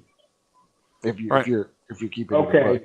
Yeah, Paris Duggar, thank you for I hear y'all. So Paris Duggar says, what problem down the road a star did come to save us? Brunson is a top 5 winner type star. Hey, great point, Paris Duggar. Great point. Paris Duggar says Brunson did come to save us. I don't know if he came. The saving part is kind of tough. Yeah, exactly. For me to swallow. I think he came in to be a team player and leader. Right? I think when people say a star to come save you, they're thinking about a hired gun, a Kevin Durant, somebody like that to come in. But I got you though. I got you. I understand what you're saying. I think what Brunson brung was a championship pedigree. He brought pedigree. He brought maturity. He brought confidence. I mean, look at him as a person, and those are the elements that he brought to this team. As far as the team, from what y'all have mentioned, y'all are right. But and I would probably say for us, it's probably the maturation process of the development of the youth is what's propelling us to where we are right now. Because these guys was able to cook for a minute. And now now we're coming to the realization of what they're becoming. In other words, they're becoming who they are going to be as their NBA careers continue. They have some identity now. It wasn't, right now as far as their growth, they still have some growing to do, but they're at a point in their development where we kind of see what their identity is going to be as their NBA career continue to blossom. And of course, that only benefits us as we continue to play. Okay. Okay. All right. Man. What's going on, fellas? Man. What's up, man? Man. Is that who I think it is? Feels good to be a Knick. Hey, Mr. DJ. What's going on, boy? What's up, man? Hey, all right. You feel good to be a Knicks fan. No complaints. You right about that. What you just said right there is an understatement, man. It's indescribable how I feel right now, man. For all Knicks fans, the way we feel right now is indescribable, man. And man, the one dude that just keep coming to my mind, Freezy, man, y'all gonna have to bear with me, man, is that kid, man, out of Duke. Y'all know I've been on his head like a yellow jacket. And I gotta give the young fella his credit, man. That dude, man, RJ Barrett, man, I'm still in shock. Wow. Because I told y'all, man, for me, this season he was my biggest disappointment. And right now, he's my biggest surprise. Okay. And it's in a good way.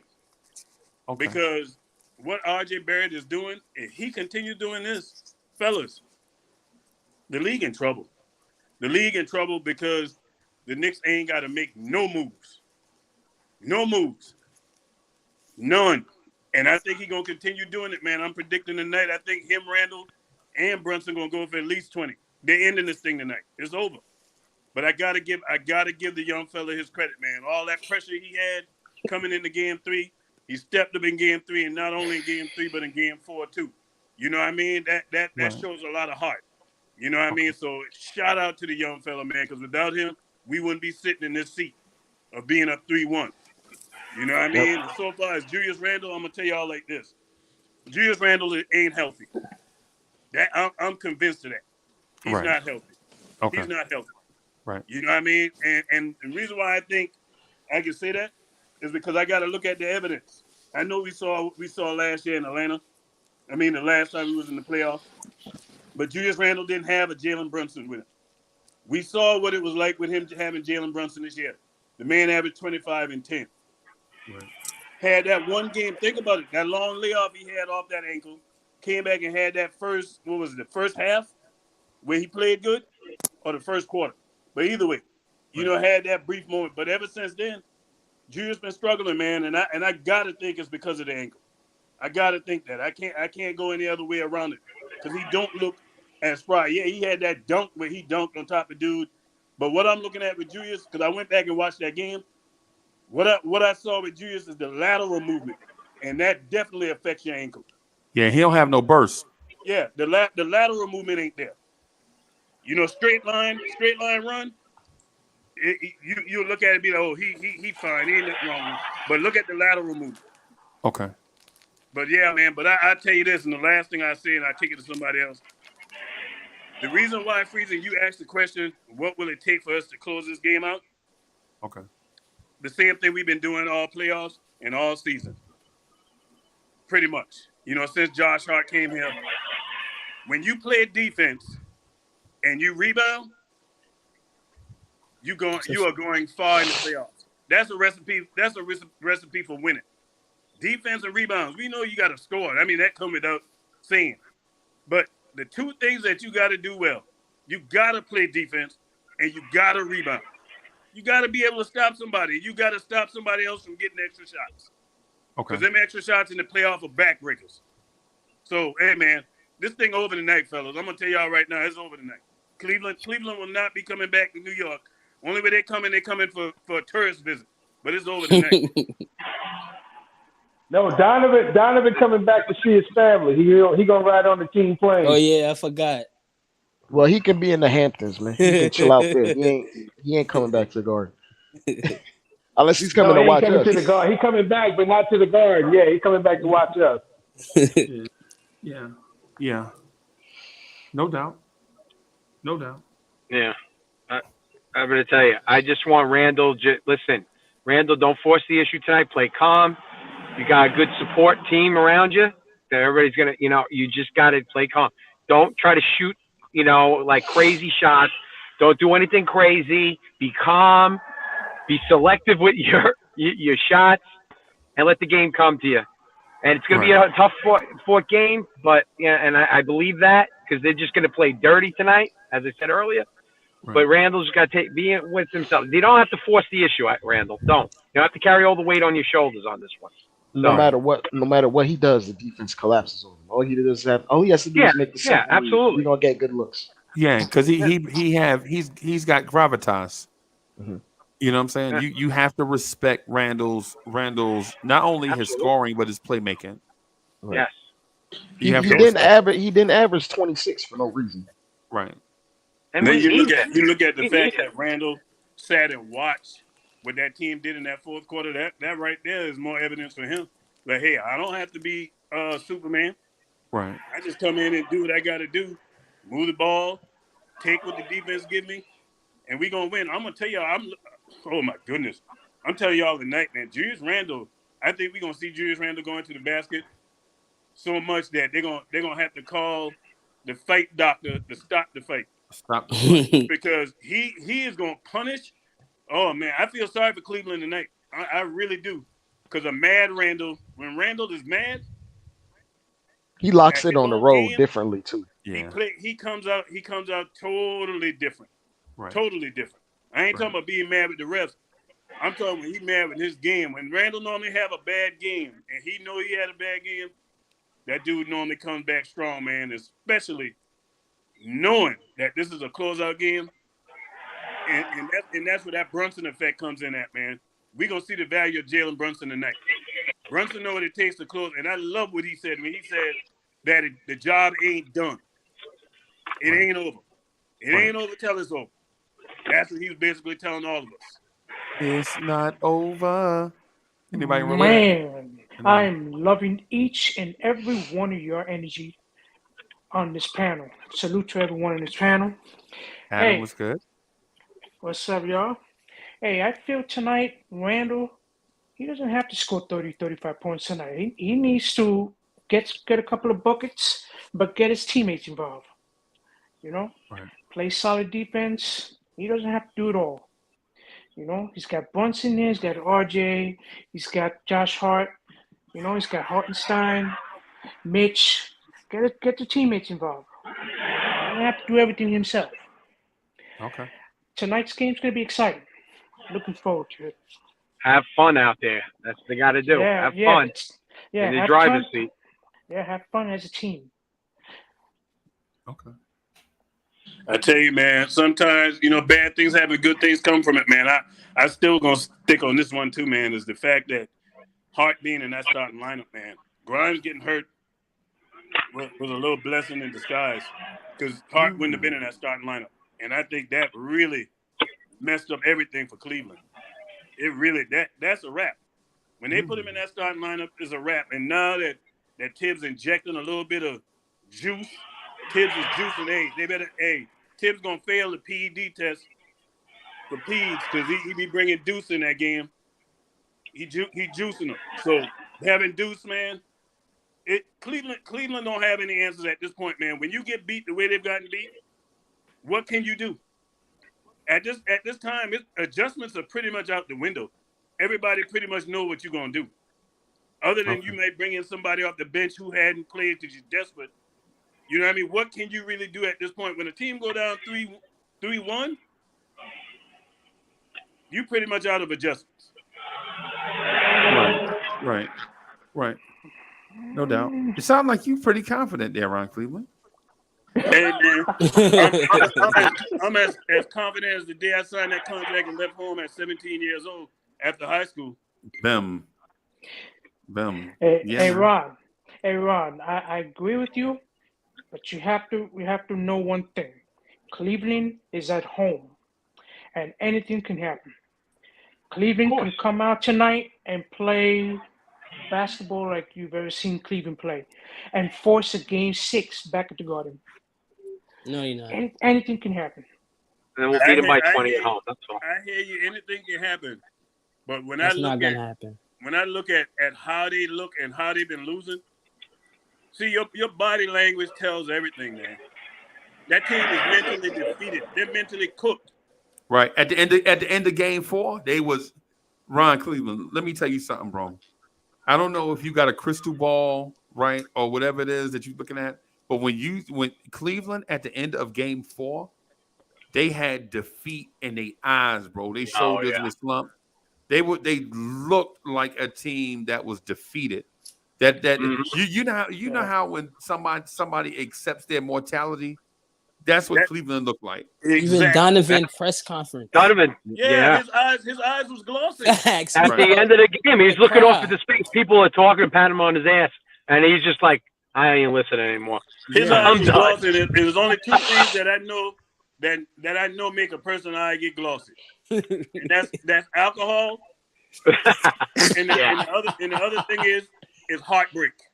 Yeah. Exactly. And to get beat the way he got beat in Madison Square Garden, because let's face it, his performance has been subpar, and it got a lot to do with the Knicks defense more than him just missing shots. And I'm sick of that narrative.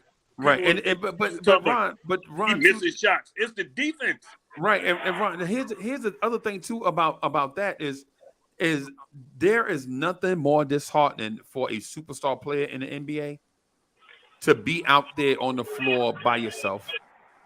Exactly. That's how stars get disgruntled. That's how they get disgruntled, because they be out there on a nightly basis by themselves with no help, and the fan base is like, you are star, you supposed to win regardless of what, right? Exactly. And so the thing with Donovan Mitchell tonight, yeah, I wouldn't be surprised by the time we wake up in the morning. By the time we wake up in the morning, that Cleveland is making wholesale changes. Oh yeah, Bernie Bickerstaff fired immediately. Yep. And Freeze, I'm gonna tell you another thing people got to take into consideration with this kid, with this whole situation. Let's not act like he wanted to go to Cleveland. No, he didn't. Man He wanted to come here. home. You playing against your home team that you rooted for. You rooted for this team, and this team is giving you the business. And that's why when people was asking me my thoughts on this series and why I thought the Knicks was going to beat them and never wavered off of that, is because I said it. I said, outside of Garland and Donovan Mitchell, who else is getting their shots on that team? Who else is getting their shot? The only other person is Karis LeVert, and he just as streaky as J.R. Smith was for us. You know what I mean? So you can't count on him every night. So who else getting their own shots? And that's a problem when you're going up against a defense like the Knicks, man. Tom Thibodeau got time to prepare for you night in and night. Man, that man don't have no woman. That man ain't got no kids. Right. You know what I mean? Basketball is his wife, man. his Yeah, he don't have no dog. He ain't got no goldfish. No distraction. Right. He got an iPad with game film on it. Right. Yeah, I agree with you 100% on that. When Go I was ahead, watching Game 4, every time the camera was on Donovan Mitchell, you could just see his face expression. Like, man, you listening to the fans cheering for the Knicks. You know, he wish he was on the Knicks team because they got something going. I tell you, Donovan Mitchell is regretting being on Cleveland. But it wasn't his choice, so that's the sad thing. Yeah, so you can't regret something that you never picked. No, I know. I was gonna. Okay, do the super chat, please. Go ahead. Yeah, hey man. So Paris Duggar, thank you for the generous contribution. Paris Duggar, our brother, says Brunson came here to be a star, or he would have stayed with Luka in Dallas. Brunson is premeditated. Nah, they played with his money first of all. They played with his money. That's why they played with his bread first. Yeah. Yeah, but Freezy, just imagine if we would have got him. Honestly, I mean, we probably would have been. I don't think we would have been as good as we would have, because we'd have gave away so much. You know what I'm saying? The Philos gaps, man. We probably who are you talking about? You talking about? Okay. Yeah, I agree with that, Corey Lee. We would have been a playing team. I don't know about that. I'd say we'd be in the same place. Dre, look at what we would have gave away. And then just imagine how much is that, those gaps that we had to fill in, and we're talking about chemistry. Hold on a second. Listen, we're talking about years of chemistry built with those guys that we gave away. Lee, this is what I'm gonna say. I disagree. We can't dismiss how great Donovan Mitchell is as an individual talent. Right. So I feel like we would probably be around the same place, but for us to get to the next level, it's a hell of a lot easier. After if we didn't do that trade. So like us going from where we are right now in terms of being a consistent contender, if we made that trade, getting up to the next level is going to be harder than where we're at right now. We have more flexibility. Yeah, I want to just relax on it just a second. Let me say just real quick, right? So for one, if we're talking about Jalen Brunson already being here, and then we trade for Donovan Mitchell, I think y'all way off base, bro. Because Donovan Mitchell, because Jalen Brunson was gonna be this version of himself, right? We didn't know how good he was gonna be. We're thinking like in two different time places, right? We're thinking about what Jalen Brunson looked like before we saw him, and what Donovan Mitchell looks like right now, right? And you can't think about it like that. You got to think about that backcourt having a full training camp together, and then going into the season, what they could have done together, right? Just off rip, Donovan Mitchell and Darius Garland won 51 games. And in my mind, Jalen Brunson is better than Darius Garland. I'm thinking personally that they would have traded for Josh Hart earlier, right? Instead of waiting on Josh Hart, they'd have just got him right during that time. Freezer, you wouldn't have had the picks for that. No, they had all the second round picks. Yes, they did. I don't think they would have taken the second round picks. Right. I feel you. I feel you on what you're assuming, right? What you're assuming is that we gave them a whole bunch of picks. The Knicks still have picks, bro. The Knicks still have picks.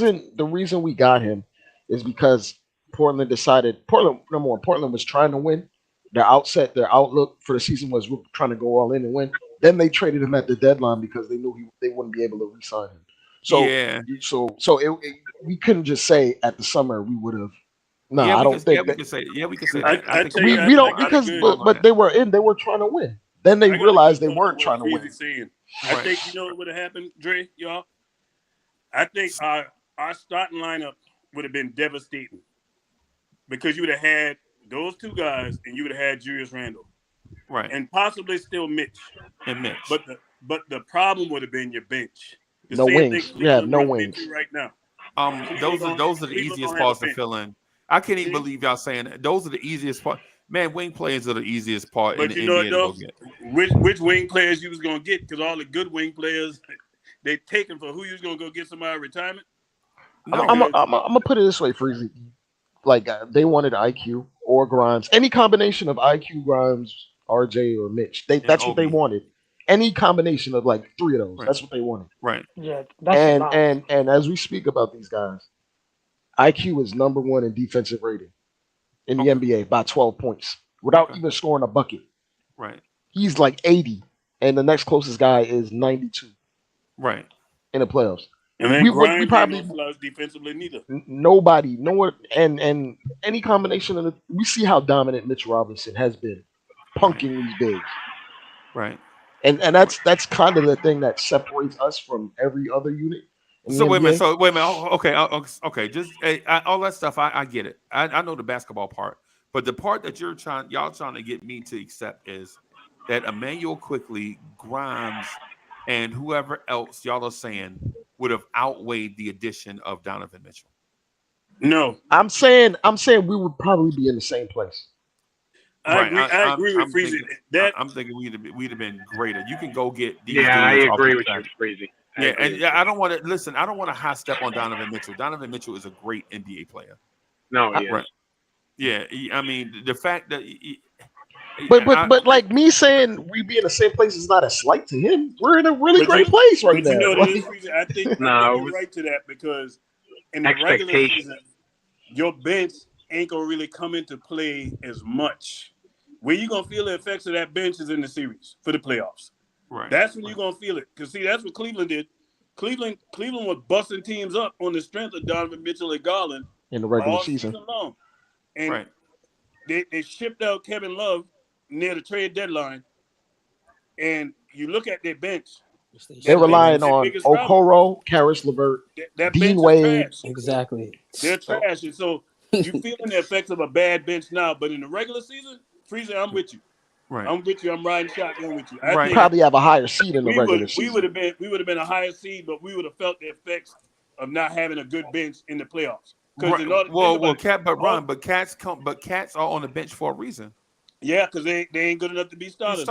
Right? And I think you can find those guys around the league because one of the things that we didn't mention in this thing is how we cleared money by adding Rose and Fournier to this deal.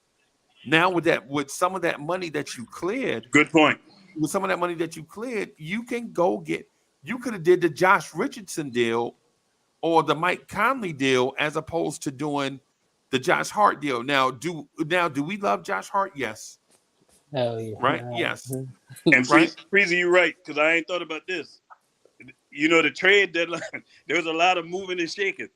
So you would have went and got some pieces to shore up that bench to get ready for the playoffs. But they're kicking themselves because they couldn't get Josh Hart. If you look at the Cavs, they're mad they couldn't get Josh Hart. Yeah. Well, he would have been exactly what they needed. Yeah. And And like to be absolutely honest, it's one of those things where in the regular season they could punish teams over and over, but once it comes down to the playoffs and you have to make adjustments for the adjustments, and our adjustment is okay, we're going to bully you, Donovan Mitchell, we're going to bully you, Garland, and your wing player is going to have to kill us. Chetty Osman is going to have to drop 20 to beat us. Are you sure? Are you sure you're going to live with that? Can you live with that? Right. Hell no. Are we gonna give them? I just want to give. I don't want to give the front office backhanded compliments. I just want to say if they pulled up the Donovan Mitchell deal, if they were smart enough to do it, right? And I'm not saying that they're not smart for not doing it. What I'm saying is if we would have given them credit if they did do it, I would also want to give them credit for building a roster around Donovan Mitchell and Jalen Brunson. The fact that Donovan Mitchell is not here though is so everything else is a what if. But what I want to say about it is the front office, if you give them credit for making smart moves based on this timeline, if they were on another timeline, I would also like to think that they would be smart in the moves that they made there as well. But Freezy, if we're going by everything, not some. I don't want to say the front office is sometimes he's smart. Because you can because we signed Kemba Walker and Kemba Fournier, so and then we moved off of them smartly. We moved off. That was smart though, right? But it was dumb to even do it in the first place. In the Cam trade, right? Rookie mistake. Yeah, but they were smart enough to undo the mistake they made, right? They recognized it. Exactly. Yeah, they pivoted. So you got to give them credit. I would say they would probably because the way the Cavs are set up, the reason they even took him on is because Garland's money didn't even kick in yet. So Garland's going to be making max money, like 40 million for the next 5 years, essentially, because he made the All-Star game. So it's one of those things where we probably would have been able to withstand Donovan's contract because nobody on our team is making max money. But I think the next step for them in terms of elevating is just going to be a lot harder because whenever Mobley's money kicks in, and Garland's money's already on the books, and Allen is making $20 million a year. Yeah. It's one of those things where they may have been prepared to make that run right now, but their ability to get better from here on forward is going to be a lot harder. Yeah. Do you think this series would have been the other way around? Cleveland up 3-1 if they still had Kevin Love? No, Kevin Love's not the difference. They don't make that much. Yeah, they doesn't make that much. Yeah, I don't think so. He would have helped, but he would have helped, but I don't think Julius would have put that in a blender. Right. I tell y'all this too, since we're talking about the front office, man.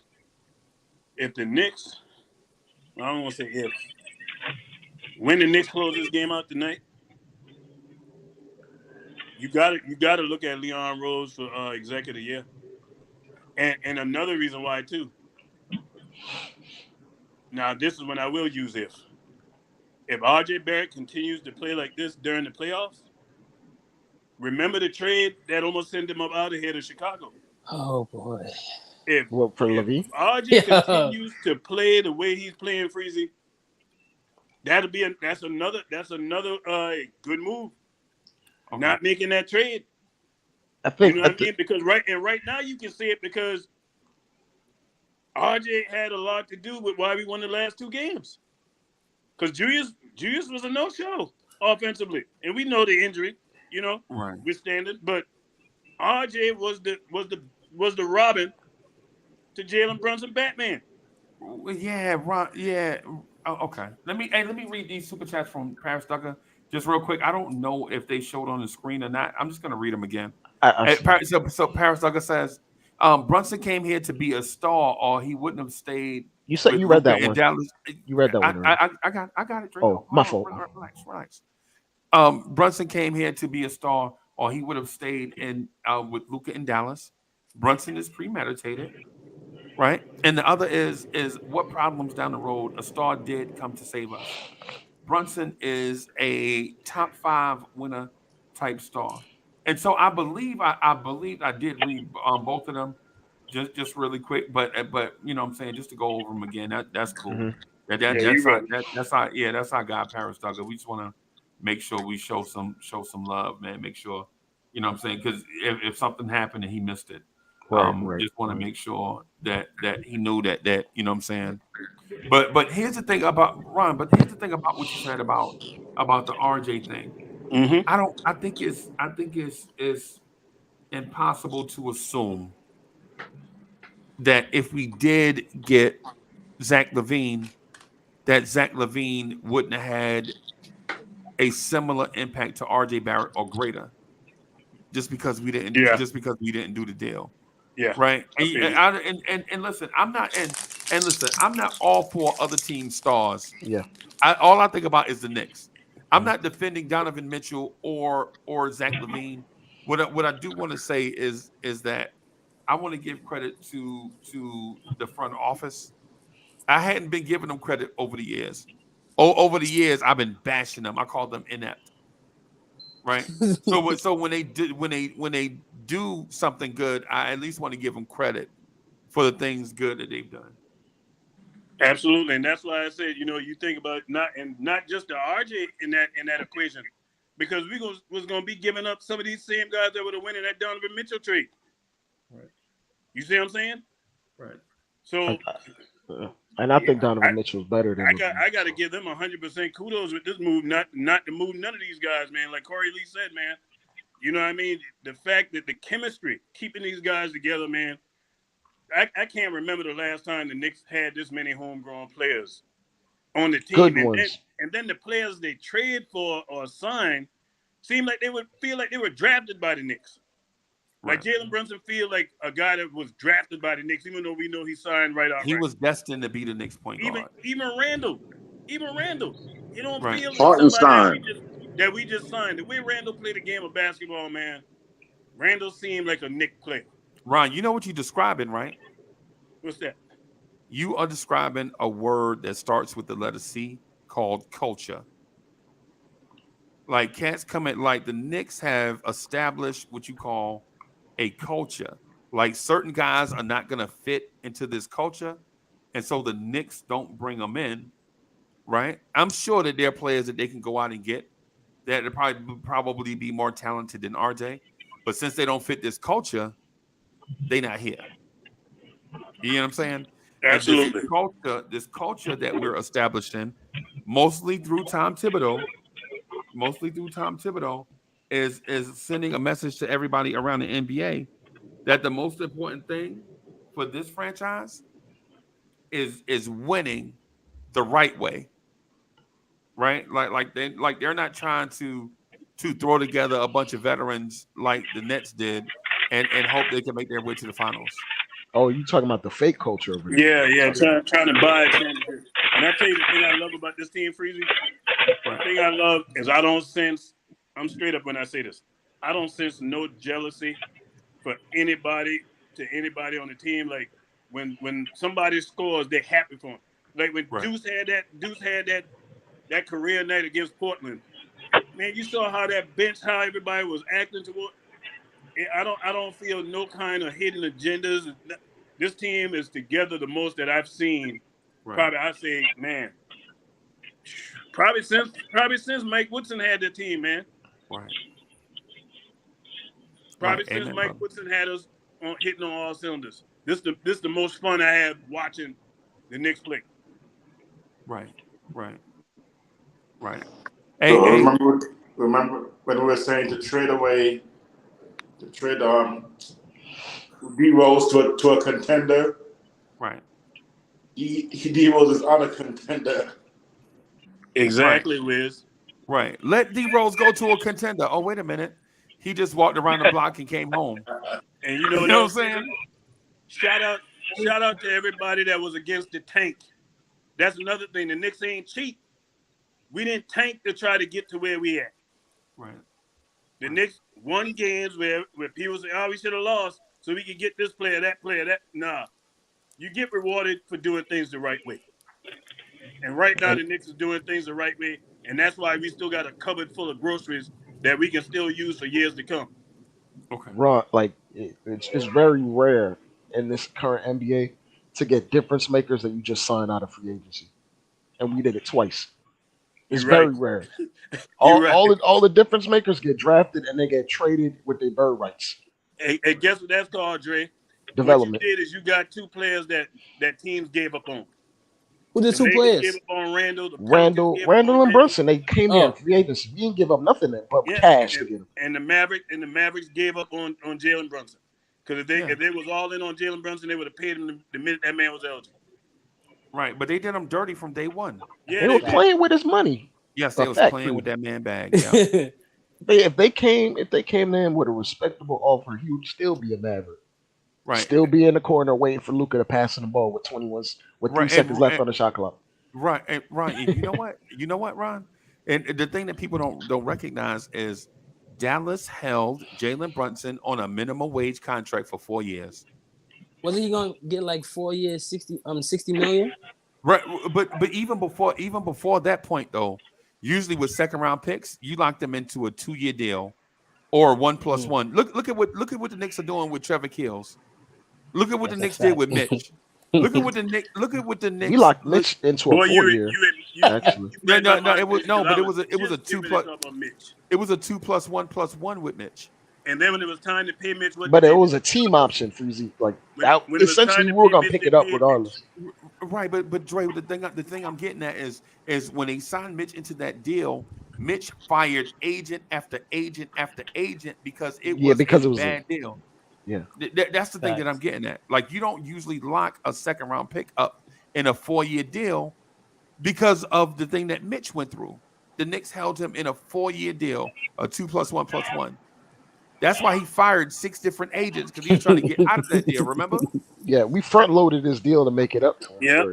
we front loaded that deal because but then when it was time to pay Mitch, you talking about his free agent deal. You're not talking about that first no, free agent deal. I'm talking about the free agent deal. We had to front load this deal to make it up to him. The free agent deal, the Knicks did the opposite of what Dallas did. We paid Mitch where them jokers played around with Brunson. You know what I mean? And Brunson, and then you can't dispel the fact not only did the man get the opportunity to get paid, but the man got the opportunity to have his own team to run it. You think I'm going back to Dallas? No. And to go to the franchise my daddy was drafted by and played for? And come on, man. And internally, the thing that people don't realize, internally, the Dallas Mavericks are a grease fire. Right? Mm-hmm. Ain't nobody trying to go to Dallas. Right. What I'm saying ultimately is if you have the chance to stay with the team that drafted you and put up with this nonsense for 4 more years, 5 more years, or you can go to New York, who started all over from scratch. They got rid of all the stupid stuff out of the franchise. And then, like Jalen Brunson, you can come here and be the franchise point guard and help us build this thing from the bottom going forward. Which one would you have chosen? And this another thing. Tibbs and Leon Rose are basically his 2 godfathers. Right. So it's like in real life. In real life. Right. In real life. They knew him since he was a baby. And get double the salary that they wouldn't want to pay you 8 months earlier. Right. Right. Yeah. They painted themselves in a corner. Yeah. And we benefited from it. Absolutely. Yeah. For Dallas sucks, bro. I mean, and no disrespect to Rel and King Kai and the Mavs fans that come support this channel, but man, the inside of the organization isn't. Man, listen, Mark Cuban, the owner, came out and blamed this fiasco on Jalen Brunson's parents. Now, D'Angelo, I don't mean no disrespect, bro. Me and you might be from the same place, but if a man come out his mouth talking greasy about my parents, I got a problem with him, bro. Oh yeah, hell yeah, that was crazy disrespectful. Right, what he did to that Cuban. That's just not taking any accountability, which he never has. Wiz, can you imagine your son's boss saying to you that, hey, the reason why he ain't here because Wiz and the missus is always in their son business. Meddling. You might as well be on the streets of Brooklyn and walk up to me and say, yo, mama. You know, that's all you got to say. Yo, mama. That's it. You say, yo, mama. You know exactly what this remind me of, fellas? You know what Mark Cuban did? He did something that James Dolan used to do. Get in the way. Let's be honest about James Dolan. Since Leon Rose been here, he has not gotten in the way. Gotta give him his credit. Yes. Gotta give him his credit because Cuban is the reason why we talking about Jalen Brunson being on the Knicks team. Right. Because he didn't let his decision makers and talent evaluators do what they needed to do. It's the same reason why they lost Steve Nash. He didn't learn from that exactly what I was going to get to. And he bet and Luka ain't Dirk Nowitzki. And Luka ain't will too far get up behind out of there. neither. Luka said, "I am not playing 20 years like Dirk." Right. He already said that, bro. Yeah. So Dallas is kind of is on the clock. And then when he asked Luka, "Hey man, do you miss Jalen Brunson?" Yes. I appreciate his honesty. Because sometimes players be lying. Nah, we don't. We good with the players we got with. Don't give that PC answer. I appreciate him telling the truth. That puts pressure on the front office. Yes. Yes. Yes. Because when they would ask Dirk about Steve Nash, he'd be like, I like the guys we have here. Jason Terry's nice. And all this other stuff. And shout out to Kevon, because he's right. Dolan got out of the way since Phil, except to fire Phil. Shout out to Kevon for that. Yeah. Devon. Yeah, man. And so the thing is everybody in this sphere, they live and learn. Like even with me, like when I first started the channel, I used to have like 5 pages in a Word document of all the stuff that I wanted to say. But then as time went on, I was like, you know what? Why don't you get out the way some and let other people talk? But you got to learn that. It's the same thing with Dolan. Dolan came in, I'm rich. I'm successful at business. I know what I'm doing. But then after a while, you're like, you know what? Maybe I should get out of the way and let others do some stuff too. You know exactly, Freeze. And if we being honest too, you know what? Another reason why we got to give him kudos when we talk about giving him kudos. How many years? This is a major thing he dodged. The debacle that was in Brooklyn, Kevin Durant and Kyrie. Right. Yeah. Imagine that. Yeah, and Paris Duggar, thank you for the generous contribution. Paris Duggar says, man, think, y'all. Obi is our 9th man. Obi Toppin. Man, we set. Appreciate that, Paris Duggar. That's our brother right there, Paris Duggar in the building. Yeah, I tell you, when it comes to Obi, it's something that Dre said that I will for always remember with him is the fact that when Obi comes in the game, now you asking them guys to run with that gazelle. Or should I say cheetah? Yeah. You asking them to run after Julius Randle and beat them up. Right. Now you asking them to run after they got worn down. Man, hey, Ron, let me ask you this though. Let me ask you this. Tonight at 10 o'clock, what's going to be the narrative in Knicks universe? What are we going to be talking about tonight at 10 o'clock? Man, we're going to be talking about the second round, waiting on Miami or Milwaukee. The number 9 right there. And I think the way this thing's setting up, it looks like it's going to be a collision course for Miami. I think it's going to be a collision course. I don't see Milwaukee winning on 3 straight. As great as Giannis is, I don't see them knocking Miami out 3 straight games. Not with Spoelstra. Nah. And Jimmy Buckets. And man, I was looking at Jimmy Buckets' numbers last night. They were showing from regular season to what he's doing in the playoffs. Right. Don't y'all know that man is like 14 points better in the playoffs than he is in the regular season? Wow. One of those rare guys that step up their play. If he ain't a definition, that's what you call a superstar.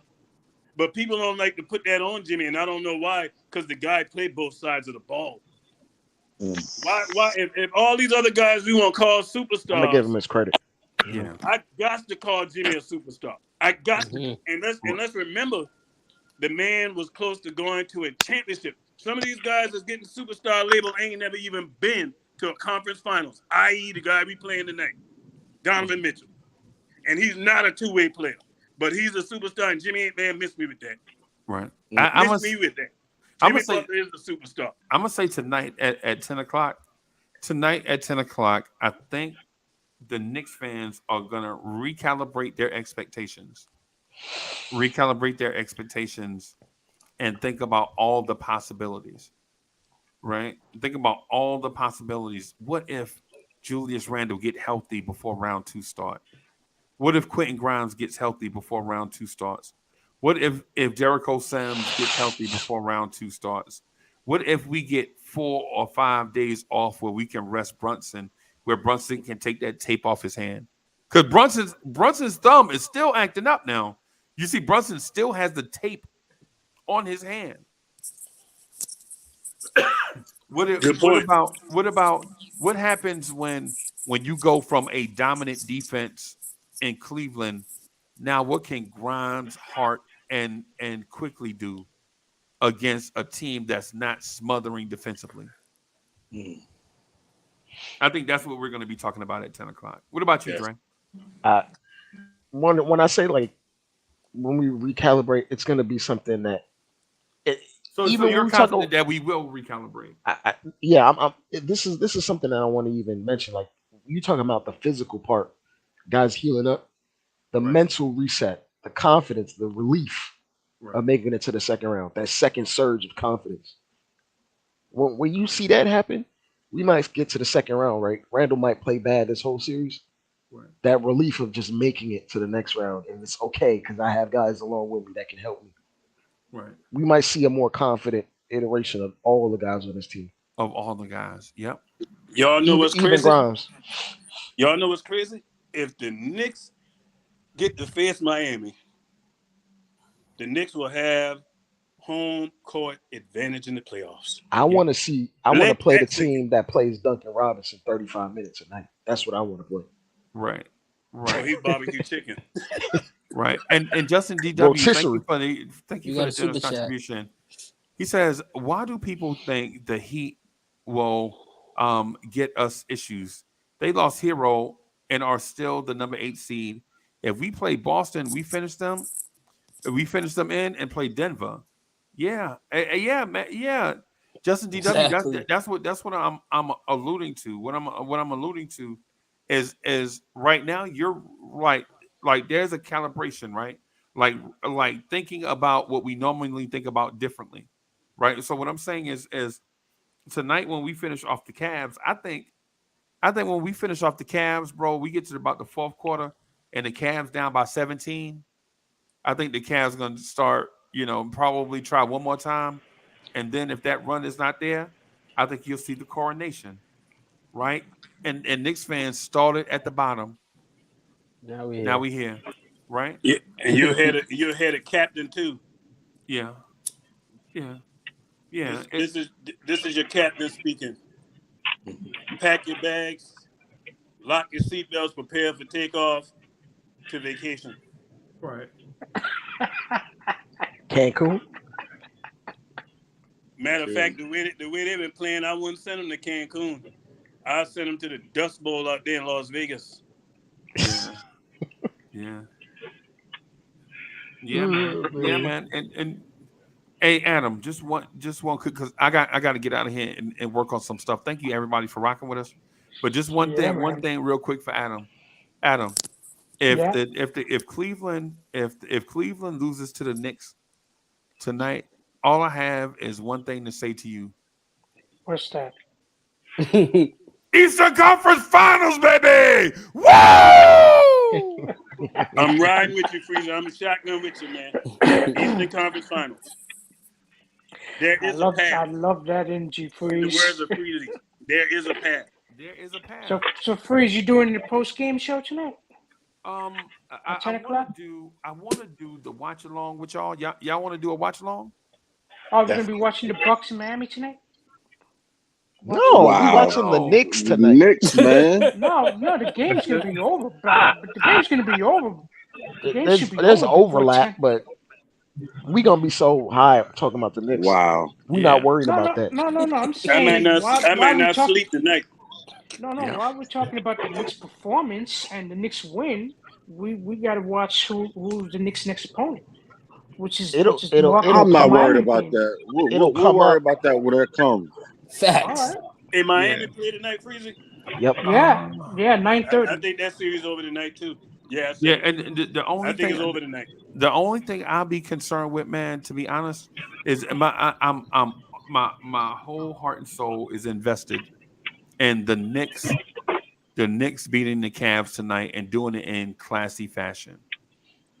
Right? Yeah. Don't disparage nobody. Keep that thing clean, like grandma living room furniture with that plastic on it. Yeah. Yeah, I feel you. Just beat Cleveland, come out of that series healthy. Beat Cleveland, come out of that series healthy, and get ready for whoever we face in the next round. That's it. But everybody, listen, man, I gotta get out of here.